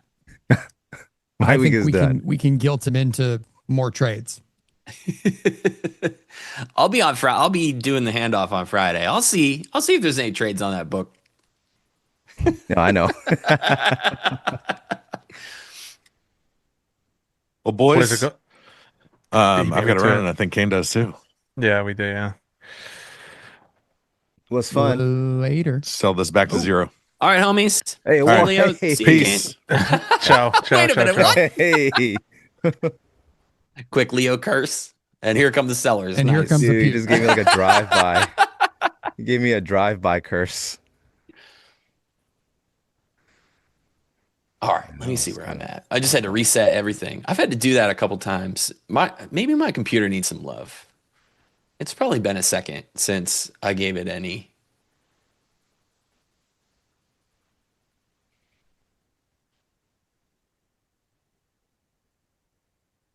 Okay. Yeah, that was kind of fucked up, wasn't it? Yeah. Yeah, just a quick later bye. You that's like Oh, yelling, by the way, your "You trade's suck," not as gonna you work. drive away. Like a little drive-by curse. Hey Cooper. Hey, thanks, brother. Yeah, I'm doing videos every day, and it's more work than I thought it was going to be, and I thought it was going to be too much work anyway. So How do I trail? Oh, that part is very easy here. I wait until I want to trail, first of all, and then I start following these Heikin-Ashi 1-minute candles. So so that I don't have to think about it. I literally wait until a candle makes another high, closes, and I'll trail the prior one.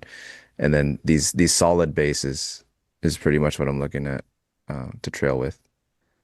So yes. I'm going to wait for 211 too. Is it okay? Is it okay if I piggyback on I don't know. Ask Leo. He seemed to have a problem with it. Yeah, that was not very nice. No, not very nice. Yeah, not very nice.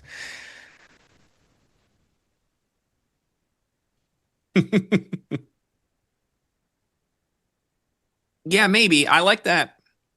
I think I talked about it this morning. The tricky part about making that plan is once I get into the video editing part, I've kind of forgotten what my plan was. So I need to figure out how to remember my own ideas a little better.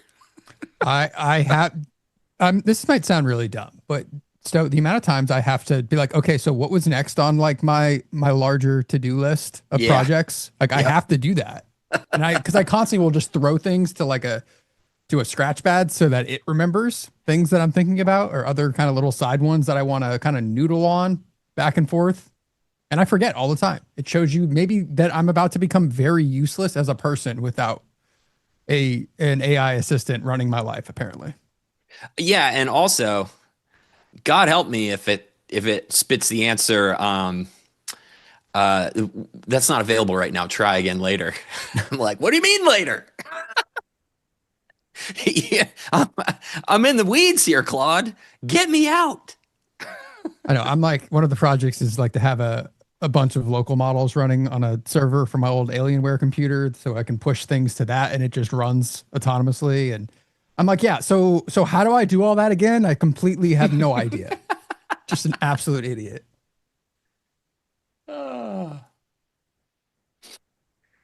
Here's a question. Why did you guys trade longs and Kane Leo trade shorts? Well, this particular long, I think Leo wanted the long. He didn't get into it. Kane actually did get long with me, but he peeled off earlier. Yeah, but you're gonna see a lot of times on the stream, like us streamers actually on opposite ends of the trade. Because it might not make sense earlier on, but it's really not about being right. It's about getting paid. And earlier, like a great example is earlier this morning, I longed this, I longed this, I longed this. This one finally worked, but these two, wrong side of the market. But I still got paid because the market's still like moving up. So you can be on opposite ends of the trade at different times, and both sides will make money. Yeah. So if someone's short here, let's just say we do trade all the way up into the 200s at some point. But if you got short around the IB high here, I mean, you're already like 40 points in profit and you're making money. So yeah, it's you'll find yourself on the opposite end of someone else's trade and vice versa pretty often, but it's just different strategy, right? If I see something that I want to enter with, like on the DOM, I'll get on with it, get my points, and leave the rest alone. I'll do that too. So one of the examples is always when price extends really far from the 9 EMA, there will be times where I look for a move back. Do I think it's going to be a full reversal and the market turns there? No. But I do think that the market will turn there up until a certain point, and there's enough meat on the bone for me to want to take that trade. It will be a wrong-sided trade because the market's moving the other way. But for this time being, for the next, say, 5 minutes or 10 minutes, I think this will occur, and I want to take advantage of it. So the best way to think about it is like it's literally what makes a market, right? Like you need two. You need a buyer and a seller, and everybody's thesis can be completely different. I hate this. Actually, that's true. Price disagreement is what creates the market. Let's see if NQ can hold these 90s again.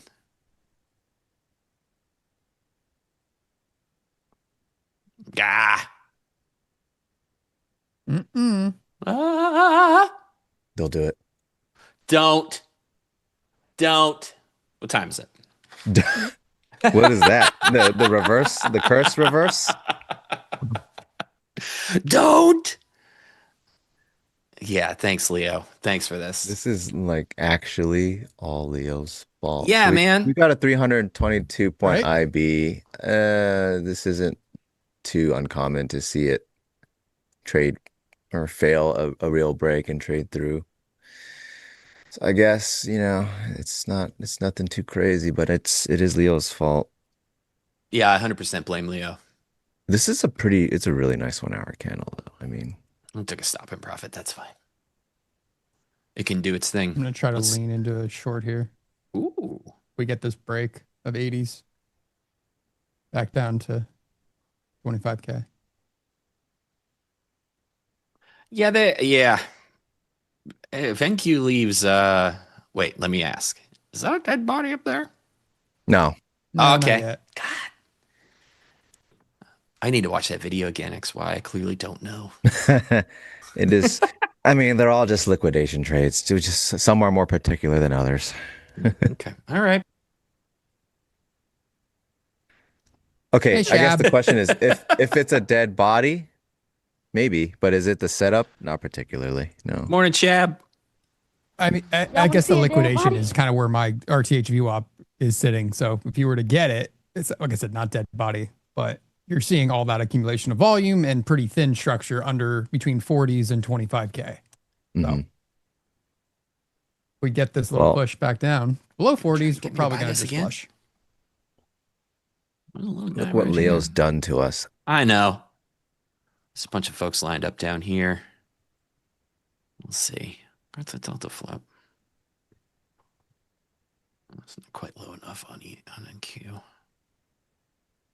I don't want to buy this point. Ugh. I would like this to go lower, please. It might need to leave without me. Yes, chat. It looks like I am, in fact, trading Friday. The week is not over. We That's said what it might happened. happen. You know what? That wasn't Leo's the white one man who that put the slammed hex it. on it. The Leo S- just has to throw that in there at the end, and I can't believe the greatest magnet indicator of all time is failing. For now, I'm gonna delete it and never mention it until next time. 100% hit rate. I should have said don't louder. I hope you know this is all your fault. Oh, come on. It feels like At least my give me fault. 40s. I mean, at least ES will give it a good a shot here. I'm With gonna some wait. absorption. Pretty good day. Oh, you're I'm out gonna, of the long? yeah. I got stopped out in profit. How about that? 5 points of All right. profit. That's all you guys wanted, right? You just wanted Stowe out of the trade. We're good. We're good. Yeah. We're I friends. mean, it makes sense. We could come talk to this some more. I like this 66 spot. I'm just gonna wait. It's gonna give me a chance. So patience. Yeah. This is a good day. I ain't messing around. XYZ, are we going back up? Well, I really hope so. That's I the hope best we I can give don't. you. If you guys want, if you guys want, what are the words? If you guys want absolutes and top tier market calls, you'll have to ask your fellow chat people. But over here, I can just, I can only tell you what I want. And I would like it to go long. Nick would also enjoy being stopped out on his short. So we are aligned. Man, we got that big note up there at 25-1. And that was like, that's what I was looking at. Oh, come Sorry. on. It wasn't a question. I read it wrong. It says XYZ, we are going back up. No, stop it. Stop it. Yeah. They just wanted Stowe out. It's possible. I mean, I got plenty of time to get back in. Also, I don't need to be back in. Contrary to popular belief, I don't always need to be in a trade. I've been in a trade for a long time today. It feels like I've been trading for like 5 hours. Yeah, yeah, those days, dude. I mean, look at this. Look at this freaking ledge. I would like this to push lower. XY has already made some money today. But I need more. Built above. I want to take the rest of the week off. And I want to watch and be entertained Friday morning. Me too. Yeah, look at the chat. Actually, XY may be off again on Friday. The suspense is terrible. I don't know. I would like a stronger bid out of this. Nah, I'm good. I'm going to wait for 68. It started 50, off as 59. Leo's fault, and right now it's Nick's fault. Yeah, I'm just going to talk to the chat. Nick, how's your course thing going? Is it work? Are people signing up? Oh yeah, I'm actually very impressed. There's like 250 people that have already created accounts. That's awesome. Yeah. Wow. That's amazing, man. One of the reasons there is a login outside of just making one extra step just to make things a little more normal was to actually see usage and things. Like see people actually clicking through like time spent on certain things, not others, like what gets skimmed over, scores on the quizzes. But yeah, so far so good. I mean, it was like a quiet rollout last night where it was live and I changed my link on X that actually had it there if you clicked on it. And people found it quietly. And then I pushed it out this morning. So so far cool. so good. No one has coming at me with a pitchfork just yet. Have you guys noticed? Oh, they will. White van. I'm waiting for the actually type people to come in and call some BS on some of my writing, but whatever, man. Everyone, I the amount of times I like call it like it is and even say like, this is how I interpret this, or this is how I think of single print. This is how I think of gaps. Like I'm very transparent and not saying this is the rule to end all rules and this is the way it should be and this is how it is. No, it's up to interpretation. And I'm very clear on here's how I think about these things. I think the best thing about it being free is you can say, look, man, it's fucking free. There you go. This is looking better. Well, check out this. When Come we on. hit a new high, why didn't you exit XYZ? Question mark, question mark, question mark, question mark. After hunting the stops at the top? Question mark, question mark. I don't get it. Well, the plan wasn't a new high. Follow through? Also, I did Any take some follow-through? profits. Yes, one at around 40 points and one at 60. Not bad. It could be better. Could be better. But the plan is not a new high. I am actually going for the 200s. So if I can't stick to a plan, well, what am I? You guys can fill in the blank. Mhm. Or I'm actually an idiot. That is also a possibility.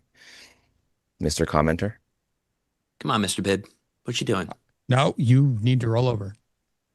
Oh, and I forgot to put this in the write-up that I put out with it, but there are, in fact, 5 Easter eggs on that course. So happy hunting, friends. You're probably not going to find one of them.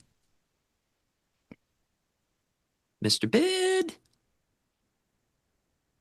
Mr. Bid.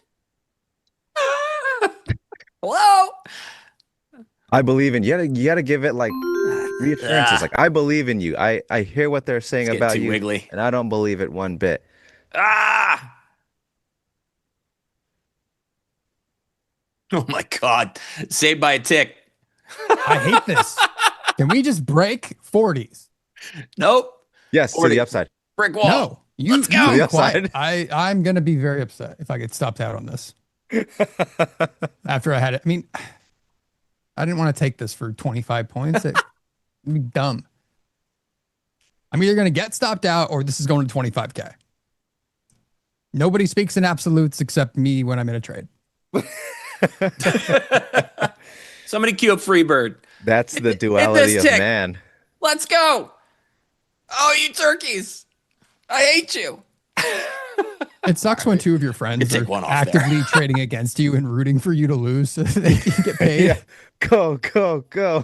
Get a stop.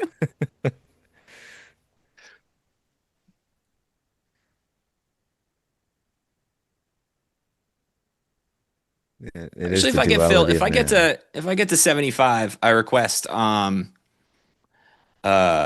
James Brown song. Somebody grab 4 seconds of Running on Empty for me. If you what? What do you have to do for it? I'm just trying to get to the other side of this node. There's definitely a bid down here at this 66.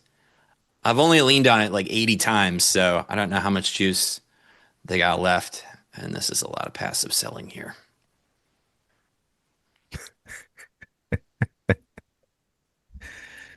Come on, sellers. Come on, buyers. What just happened? Why am I doing fibs over here? There we go. It's like you're at an underground illegal fighting ring, gambling. Like in all the movie scenes where all of a sudden everything's are like there's just a fence everywhere.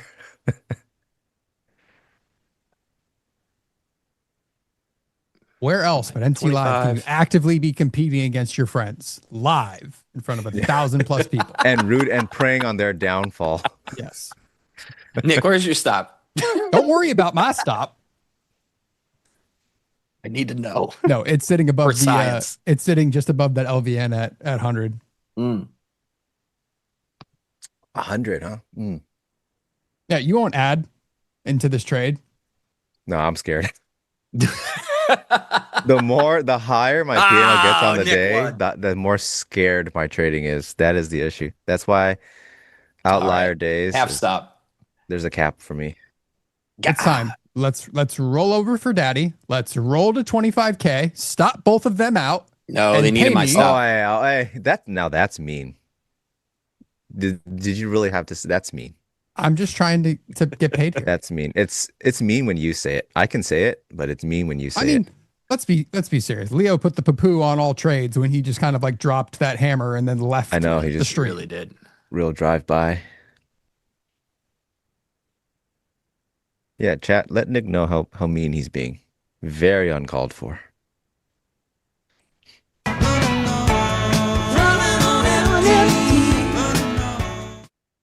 Thank you. Thank you, production. I know I could count on you guys for literally anything. You guys like James Brown? They're selling doesn't this like a little James too Brown? hard, sir. I know. If this 60 seller wins, Nick's gonna be very stoked. Oh, Jackson Brown. Thank you. I'm an idiot. Yeah, the chat was trying to correct you earlier. Oh, I was just sorry. waiting I'm I was watching waiting for you to catch it. I'm watching the Dom. You guys like James Brown? I'm a good person with a bad heart. No, my friends and I actively trade against each other, not on purpose, all day long. Sometimes Very on normal. purpose. Sometimes on purpose, yes. Oh, don't worry, chat. He read it already. He read it. I read it. They've been trying to correct you for some time. Well, thanks. Could I have told you? Yeah.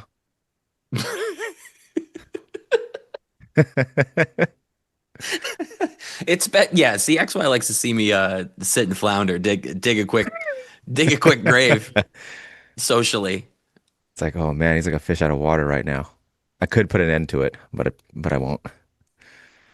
These buyers just refuse to give up. And I know they're having a really good time. Come on. Nice. All right, cool. What are we doing? We're going you up. know what we're doing. We're going to 100. It's America, Not damn okay. it. Now I'm the mean one. No, you're still good on the side. Yep, see, passive seller there at 83. No, he's gonna get filled. He's Nuke going to this- get run over. I have a nuke feeling this I'm guy. about to lose. He's gonna I feel get like they've had 1, 2, 3 attempts at this, and they may not get another. He may leave the building. I love this 66 spot. I love him.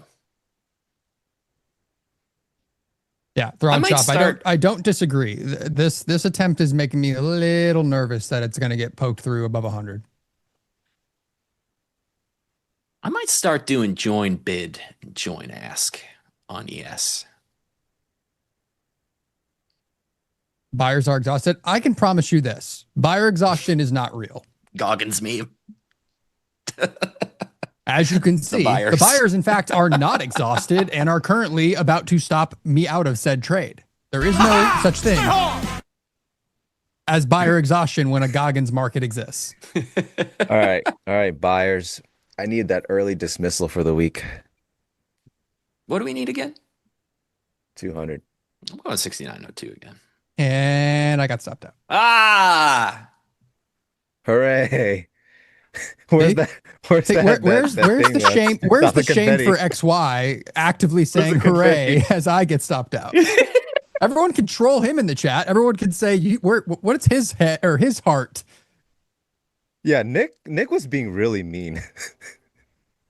Not me though. I am gracious. Nick when I'm gets what when he I'm deserves. clamoring Oh, for the come market on. to take Nick's stop, it's gracious. Not cool, XY, says stream side. Not cool. They ain't wrong. If I had the keys to production, I would have played that confetti thing when he got stopped out. Wow. Boys behind the scenes. That is just Shots not okay. fired. Woo! Let's go.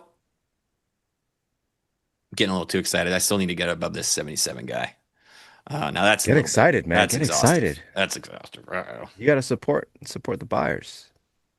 You got to be encouraging.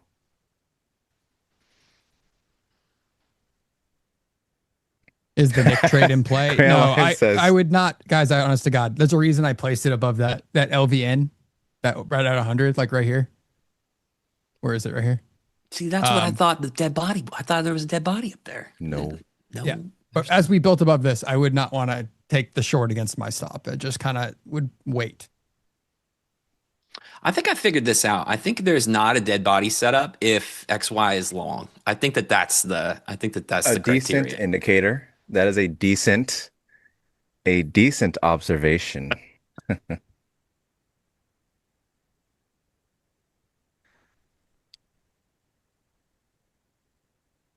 That was cold. Hey, thanks, Tacky.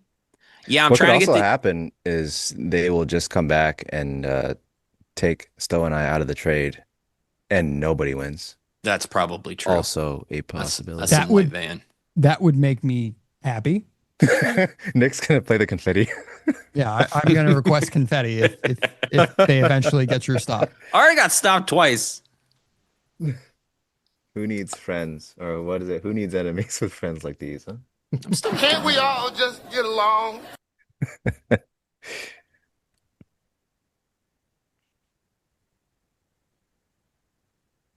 XY, how do you have time to get in at the absolute low after watching for selling to step off and then buying come in By that point, price would have moved higher already. How do you do it so fast? Ah, that's a great question. How do I keep nabbing that low? By hoping that I'm lucky enough for the market to come get my orders. That's actually legit what it is. That's why it always looks like I'm nabbing some sort of absolute low, which they are not, by the way. My chart's just really scrunched up. It is because when that happens, I'm putting my orders there, hoping that they come back and fill those orders. And if they don't, I'm not in the trade. But more often than not, they will. My thinking is, if I'm in a trade, there is like no scenario where I don't take any heat, right? It's very rare. So why not just front run that heat and put my orders there and see if I get lucky? That's why sometimes I'm complaining like, oh, they only filled 1 lot or 3 lots, but I wanted 6 or 7 or this or that. Just didn't get the opportunity to get the rest at those other prices. But you just have to live with that. To me, it's all about managing the risk and the drawdown. If they don't pick me up, it was because I was too greedy with the orders. But I think that's what keeps my equity curve healthy, is being very greedy, so that if things don't work out, if the idea is not working out, if they sweep lower, the losses are very minimal compared to any potential gains. So I hope that makes sense. I am not like literally slamming market this, market that at the absolute low. He's just that good at the Dom. Don't let him fool you. Speaking of DOMs, do you have any idea how difficult it is to build a custom version of this DOM with an AI? Visually? Yes, I do. I've been waiting for someone to ask me that. If anyone has seen, like, I built custom charting visuals, custom DOM visuals, custom time and sales. Like, I built that, like, I vibe coded those, if you couldn't realize that. And that might be the most complicated back and forth conversations and descriptions I've ever. I think in a weird way, it helped me learn even how this thing functions more than I even knew before, because I literally had to put it in written form so that not another person who understands trading can kind of articulate it, but someone that, or a machine learning algorithm that is trying to actually visualize what I'm describing, which was such a time suck. I just imagine Nick just constantly prompting it, and it's just like, seriously, I told you already, I can't do that. Like, no, what you're asking doesn't make sense. XY, I wish you could see how long it took me to build the classified Brontosaurus. That's enough. Oh, did it take long? Yeah, that wasn't easy. That's why I'm not kidding. Like, I'm going to put that on a t-shirt because that took so much time, and I'll wear it myself. I don't care. That was so much of an investment in like mental capital that I need to immortalize that forever in my life. That's so funny. I was like, yeah, this is, I don't know, maybe 15 minutes for Nick. He just prompted it. It came out. And then it even had the classified EXE stamp. It's so good, though. It made me, I was laughing like a 7th grader the whole time, though, as I was building that. What Claude eventually says to AI me sometimes. I don't know. That's not a good play, I think. No, I don't know. No, you always say please and thank you to the robot. That's bad risk management. Gotta hedge your risk. Claude will eventually get to the point with some of my ideas where it's just like, are you sure you wouldn't rather just do anything else other than this right now? Here are a list of other things you might have more fun with. Maybe this is someone else's wheelhouse, Stowe. You want to go make jokes into a microphone instead? You should do that. I did love the new AI thing that I'm seeing on X, though, which is like people doing, like, the AI influencers out there are doing a LeBron James level decision where it's like, I've decided to take my talents to OpenAI. And I'm like, what is this? Why is this a thing? It's like a full 30-minute ESPN special that you're taking. You've made the decision to sign with the Miami Heat. What are we doing?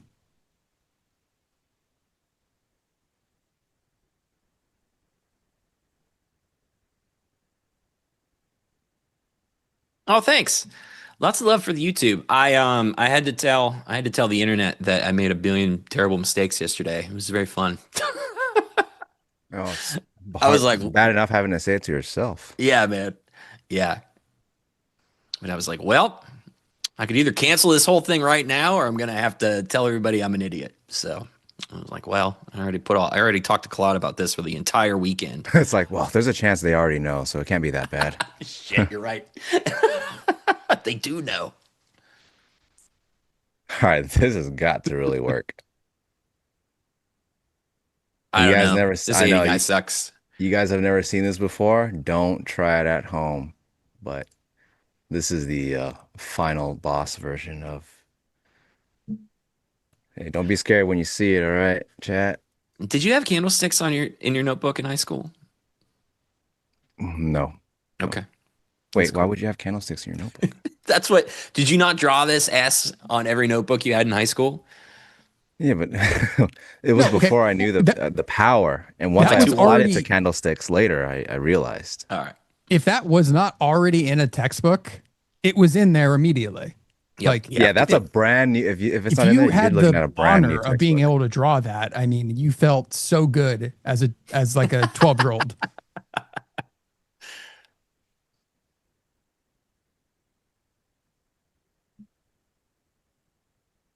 David Cake, I do both. I use the trade copier.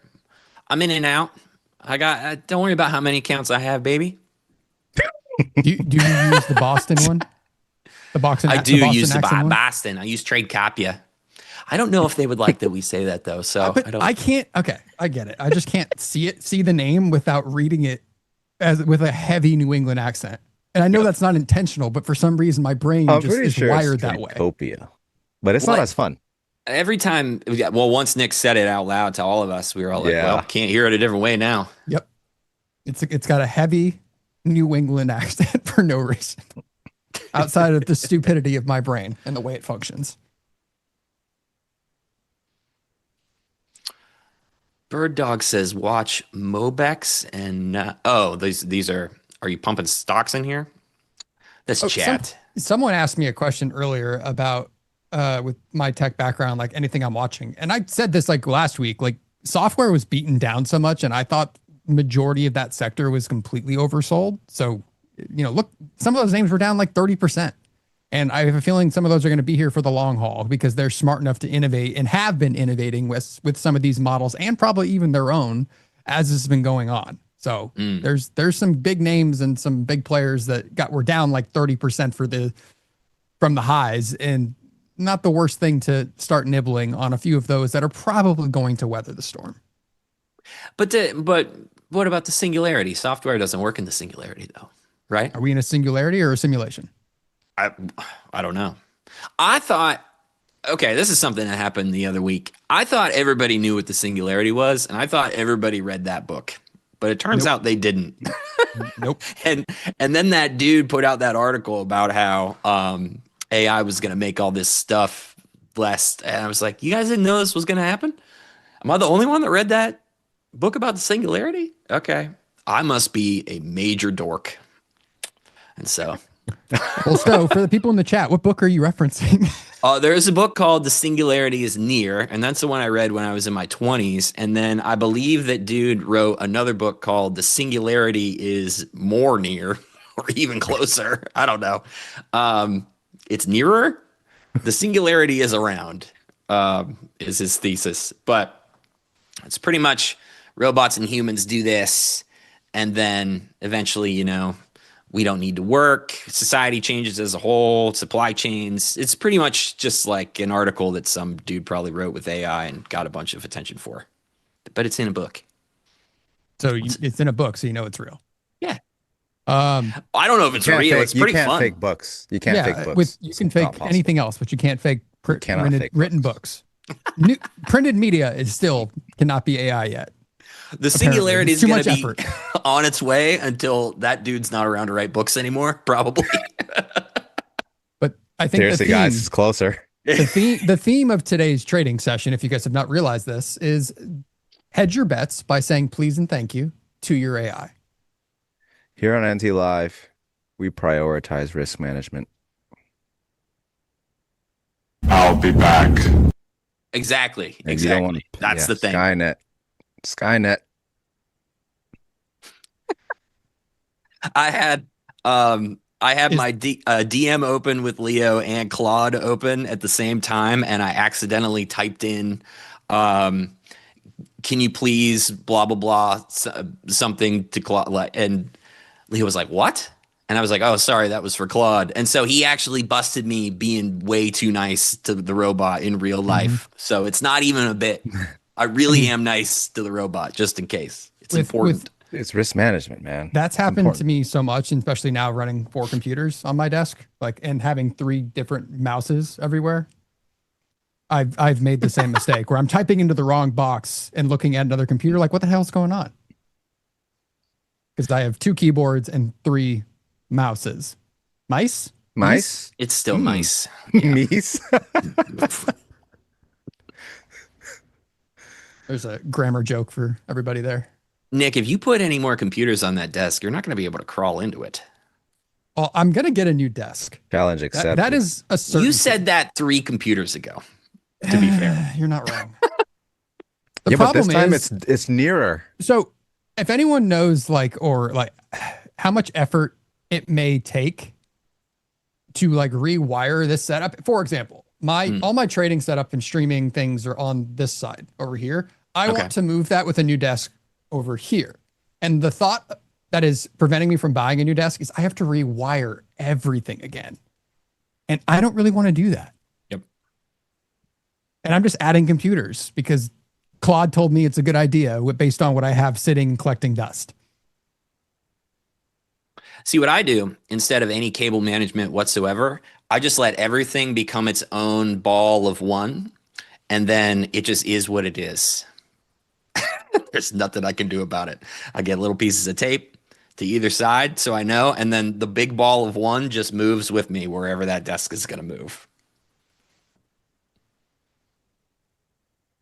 Here we go. Nick on a rant again. Do I rant a lot? Okay. Thanks. These are what your friends are for. Telling it like it is. Well, I apologize if I rant too much on this show, guys. I don't think Nick rants. No, he doesn't rant, but you got to lean into it when the bit's there. You just got to go. Yes, yeah, I do lean into the bits. That is for sure. You have a rant fan in there. Somebody tunes in for the rants. Yeah. So now you have to start. They're good. But I guess the thing is, between rotations when we are consolidating, what else do we do? Honestly, yeah. What can you do except but give hot rant? takes? Yeah. It's like those sports talking heads. You always got to just say some, I don't know. I mean, chat, I know that there are ball knowers in there, but like what's his name? That Max Kellerman Iguodala take. I think that's the best take of all time. So there's a basketball player. Okay, yes. By the name of Steph Curry. Oh, yeah, I know who this is. Yeah, and there's a guy on Steph Curry's team named Andre Iguodala. Not a bad basketball player. Pretty good. Really good in his prime. And it came to a point where one guy said something like, fate of the universe on the line, death beam pointed at the earth, like one man to save it all. I want Iguodala to take the shot. Okay. And we're talking about, over Steph Curry, the greatest shooter of all time. Right. He says, death beam, aliens are coming, fate of the universe on the line. I want Iguodala. And it sent everyone into a frenzy. That's the hottest take. Iguodala. He said it like that. That's actually the clip. He goes, I want Iguodala. He said it with his chest. And his co-host, Stephen A. Smith, is like shocked. But that's showbiz, baby.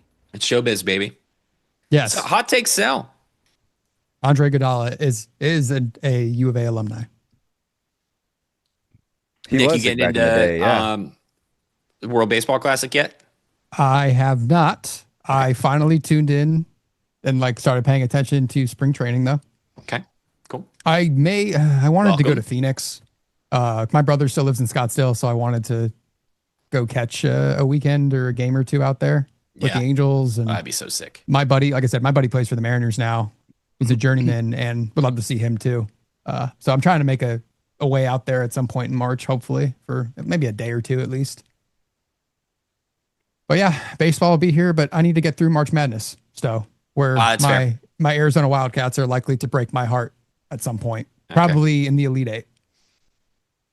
Well, since I don't watch basketball at all, this is the worst month for me. February was. So now that I'm into March, World Baseball Classic is around. It was USA versus the Giants yesterday in an exhibition game, and it was like it's like watching home run derby. I'm sure. It was so sick. It was so sick. Skeens just mowing people down. Ah, feels good, man. Where that?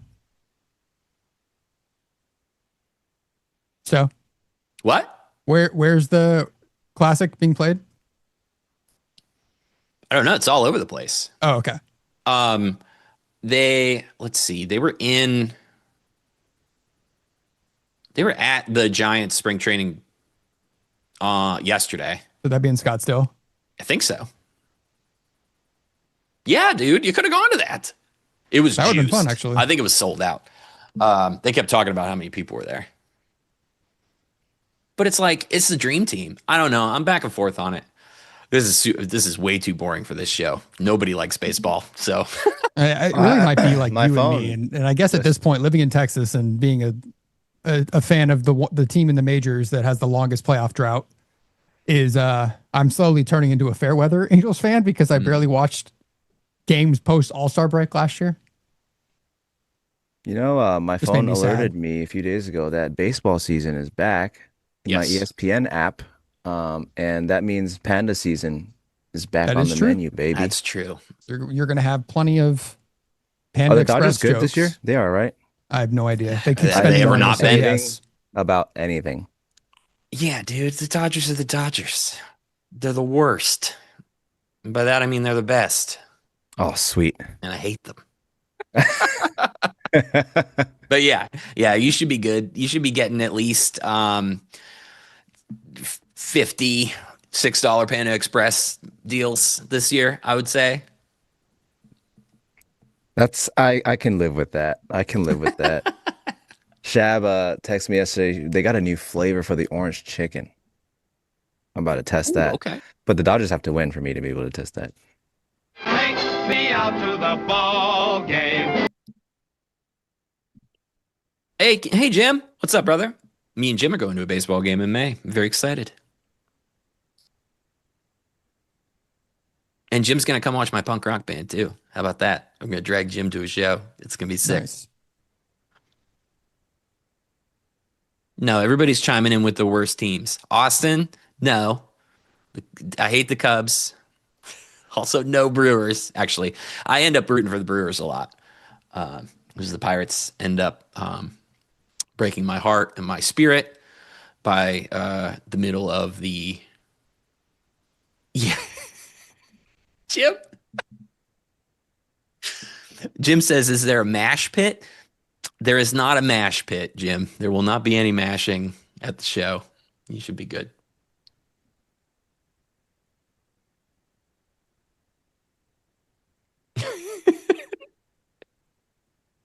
Mash pit. That's good.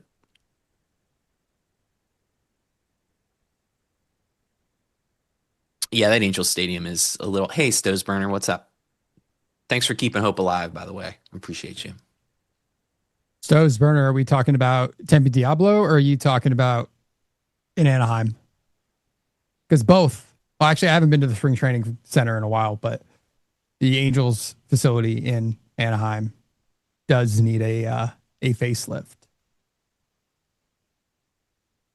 I've never been to Dodger Stadium, but I did go to Angel Stadium. Got to see Mike Trout hit a home run off the rock pile. It was a cool day. It was a very cool day.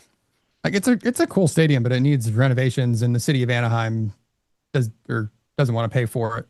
So, hence why the team is in shambles, and our owner wants to sell it. And I would welcome that. Although, if you guys know, I know I've said this before, but if I became a billionaire, yes, I would still want to come on here and trade one lots in front of everybody. But I'd also be buying the Angels. That's cool. Would you really want to run a baseball organization? Because I have thought about that. Well, I mean, Claude would probably run half of it for me. And we full circled today's trading session. Very good. Very good God, callback. make my players better. No, but actually, I would rename them to the California Angels. We'd build a new stadium and life would be good. I'd go to the old logo. That's the California state outline with the halo around it. Love that one. So Oh, why? yeah. How did they? Because Otani was from the Angels, right? Yeah. So did they just lose him because there's no salary cap in baseball, and the Dodgers were just like, "We'll pay you anything." That's Is kind that of what really- the Dodgers say to was he not everybody. happy in Anaheim, or like what happened here? I mean, he stayed in Southern California, so I don't think it was a massive change from, Orange County to just going a little bit north. All those guys live in Newport Beach anyway. As the generational talent that Otani is, the argument is he deserves to be on a team that's going to compete. Oh, I see. Okay, and so And the Angels sucked. were not going to do it. Oh, yeah. So you don't begrudge him making the move, but at the same time, the Dodgers just do this because they're the Dodgers, and so you can love Otani and hate the Dodgers at the same time. Ask me how I know that. Yeah, no, that's valid. I mean, it's very difficult too in a sport where there's no salary cap, and anyone with the deepest pockets like the Dodgers, they'll just pay anybody anything and just keep forming the Avengers over and over, and then everybody hates them. A lot of people don't like that part. I mean, number one, they're never going to have a salary cap. The players union is never going to let that happen. But I actually like it because it makes those moments where the small market teams make it to the show that much better. When they make it like deep into the playoffs, that's what makes baseball for me. So you need you need Goliath. like serial underdogs. You need that scenario all the time to keep you captivated. For me, yeah, you personally. Yep. You need like David and Goliath scenarios. Because I mean, baseball is very much it's such a probability game that you can stack the deck, but I mean, you still got a shot. You always got a shot if you're in there. So yeah, that's why I like baseball the most. Is I love seeing a small market team make it. Feels good, man. Lido trades. That's an interesting question. Guys, how do we stop sabotaging ourselves? I know how to read the chart. I know when I should enter and shouldn't. I am trying to enter less and hold longer. Okay. Who wants to go first? Let's all take this question and then Jim will come in. I think mine this is will be pretty good. easy. I suck at holding trades, which is why I scale out. And if I'm holding, it's like 1 or 2 lots max. By that time, it just feels easier for me. But if I can't trade flat to flat and hold the whole thing, I'll go crazy. My thing is get myself paid, scalp out. That's why I'm a scalper. Scalp out and hold a piece left, or just scalp out and call it done. The trade is done. You're done. That was the only way for me. I think to answer dude's question, just for hint, I assume that, to answer that person's question for you, like whatever you just said, you want to take less trades and hold longer. You just have to do that for yourself. And the more times you can actually do that, so today is a great example. Yesterday I said, I'm going to be a scalper, and I caught myself in the middle of the day trying to be somebody that catches the whole range. And in this trade right here, I was almost doing it again. We were bumping up into this spot. This is where I wanted to take profit and saw exhaustion. And I'm like, I could just keep holding. We could keep going higher. At this moment, before we saw these candles, we had no idea this was going to happen. And I told myself this morning, dude, go in there, be a scalper, get your points. And so I gave myself that rep. I took my runner off right here, and I was like, done. You did what you said you were going to do. So whatever you need to do to trade less and let that runner run, like maybe you need to leave the desk once your trade's on. Maybe you need to stop looking at the chart. Maybe you need to literally go outside. Just find something to do so you can keep that promise to yourself. And the more times you do it, then it becomes the habit of you're always keeping the promise to yourself. That's mine. Yo, Jim. Hello, gentlemen. We didn't get Nick's answer. We need Nick's answer. It was a 3-panel question. Let's do it, Nick. I mean, keep it simple. I would say no areas that you're interested in interacting with. Doesn't mean you're going to long off it, short off it, but limit yourself to here's areas of interest that I want to watch to kind of see is it turning into support? Are there buyers stepping in here? Are sellers reoffering in this area? Limit yourself to maybe predefined areas that you've kind of marked out on the chart, and then just be patient. Set alerts so you're not staring at it, getting kind of conned into jumping into more and more trades. And then when the market comes to you, you have a clear mind to execute because you've already defined this is a spot that I may want to interact with. And just like that, you're going to be trading less. You're not going to be sabotaging yourself because your plan is to be watching for areas that you could enter based on spots you've already identified. So that's a different version, I guess, than something you guys have said. Cool. All right. Great job, you guys. Appreciate you today. Thanks, Jim. How are you today, Jim. brother?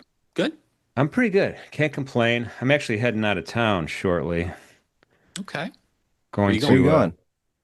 Well, we're going to go to see a UFC fight in Las Vegas, Nevada. Dude. Oh, hell yeah. Oh, man, Holloway, lucky. Holloway and Oliveira. Oliveira. I'm sorry. I said that wrong. But anyway, I think it's a rematch too, so which make it even better. It's like they're calling it the BMF title match, right? Yeah, but I just don't think they like each other.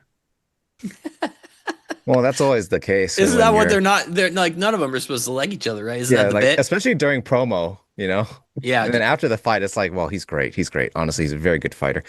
But during promo, it's like, I want him dead. I want him dead by the time I'm fighting him. Oh my God. Anyway, I'll report to you guys. At Monitor X, I'll post some videos. It'll be fun. Cool. Yeah. In any event, thank you guys. Appreciate you guys being here this morning. Did a great job this morning. XYZ, you're just going to let this trade roll, or eventually you're going to just take if it starts coming back too much, I'm just going to manually flatten it. Yeah. So I'll keep looking at it. Yeah, got it. On this afternoon, everybody, let's see, what is tomorrow? Today's Wednesday, right?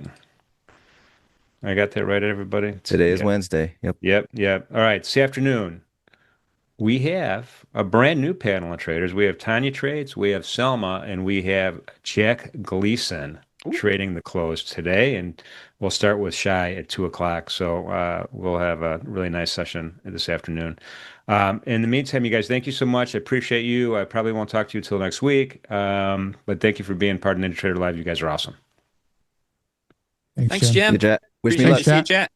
All right. Let's do an edge report real quick here and end the morning session.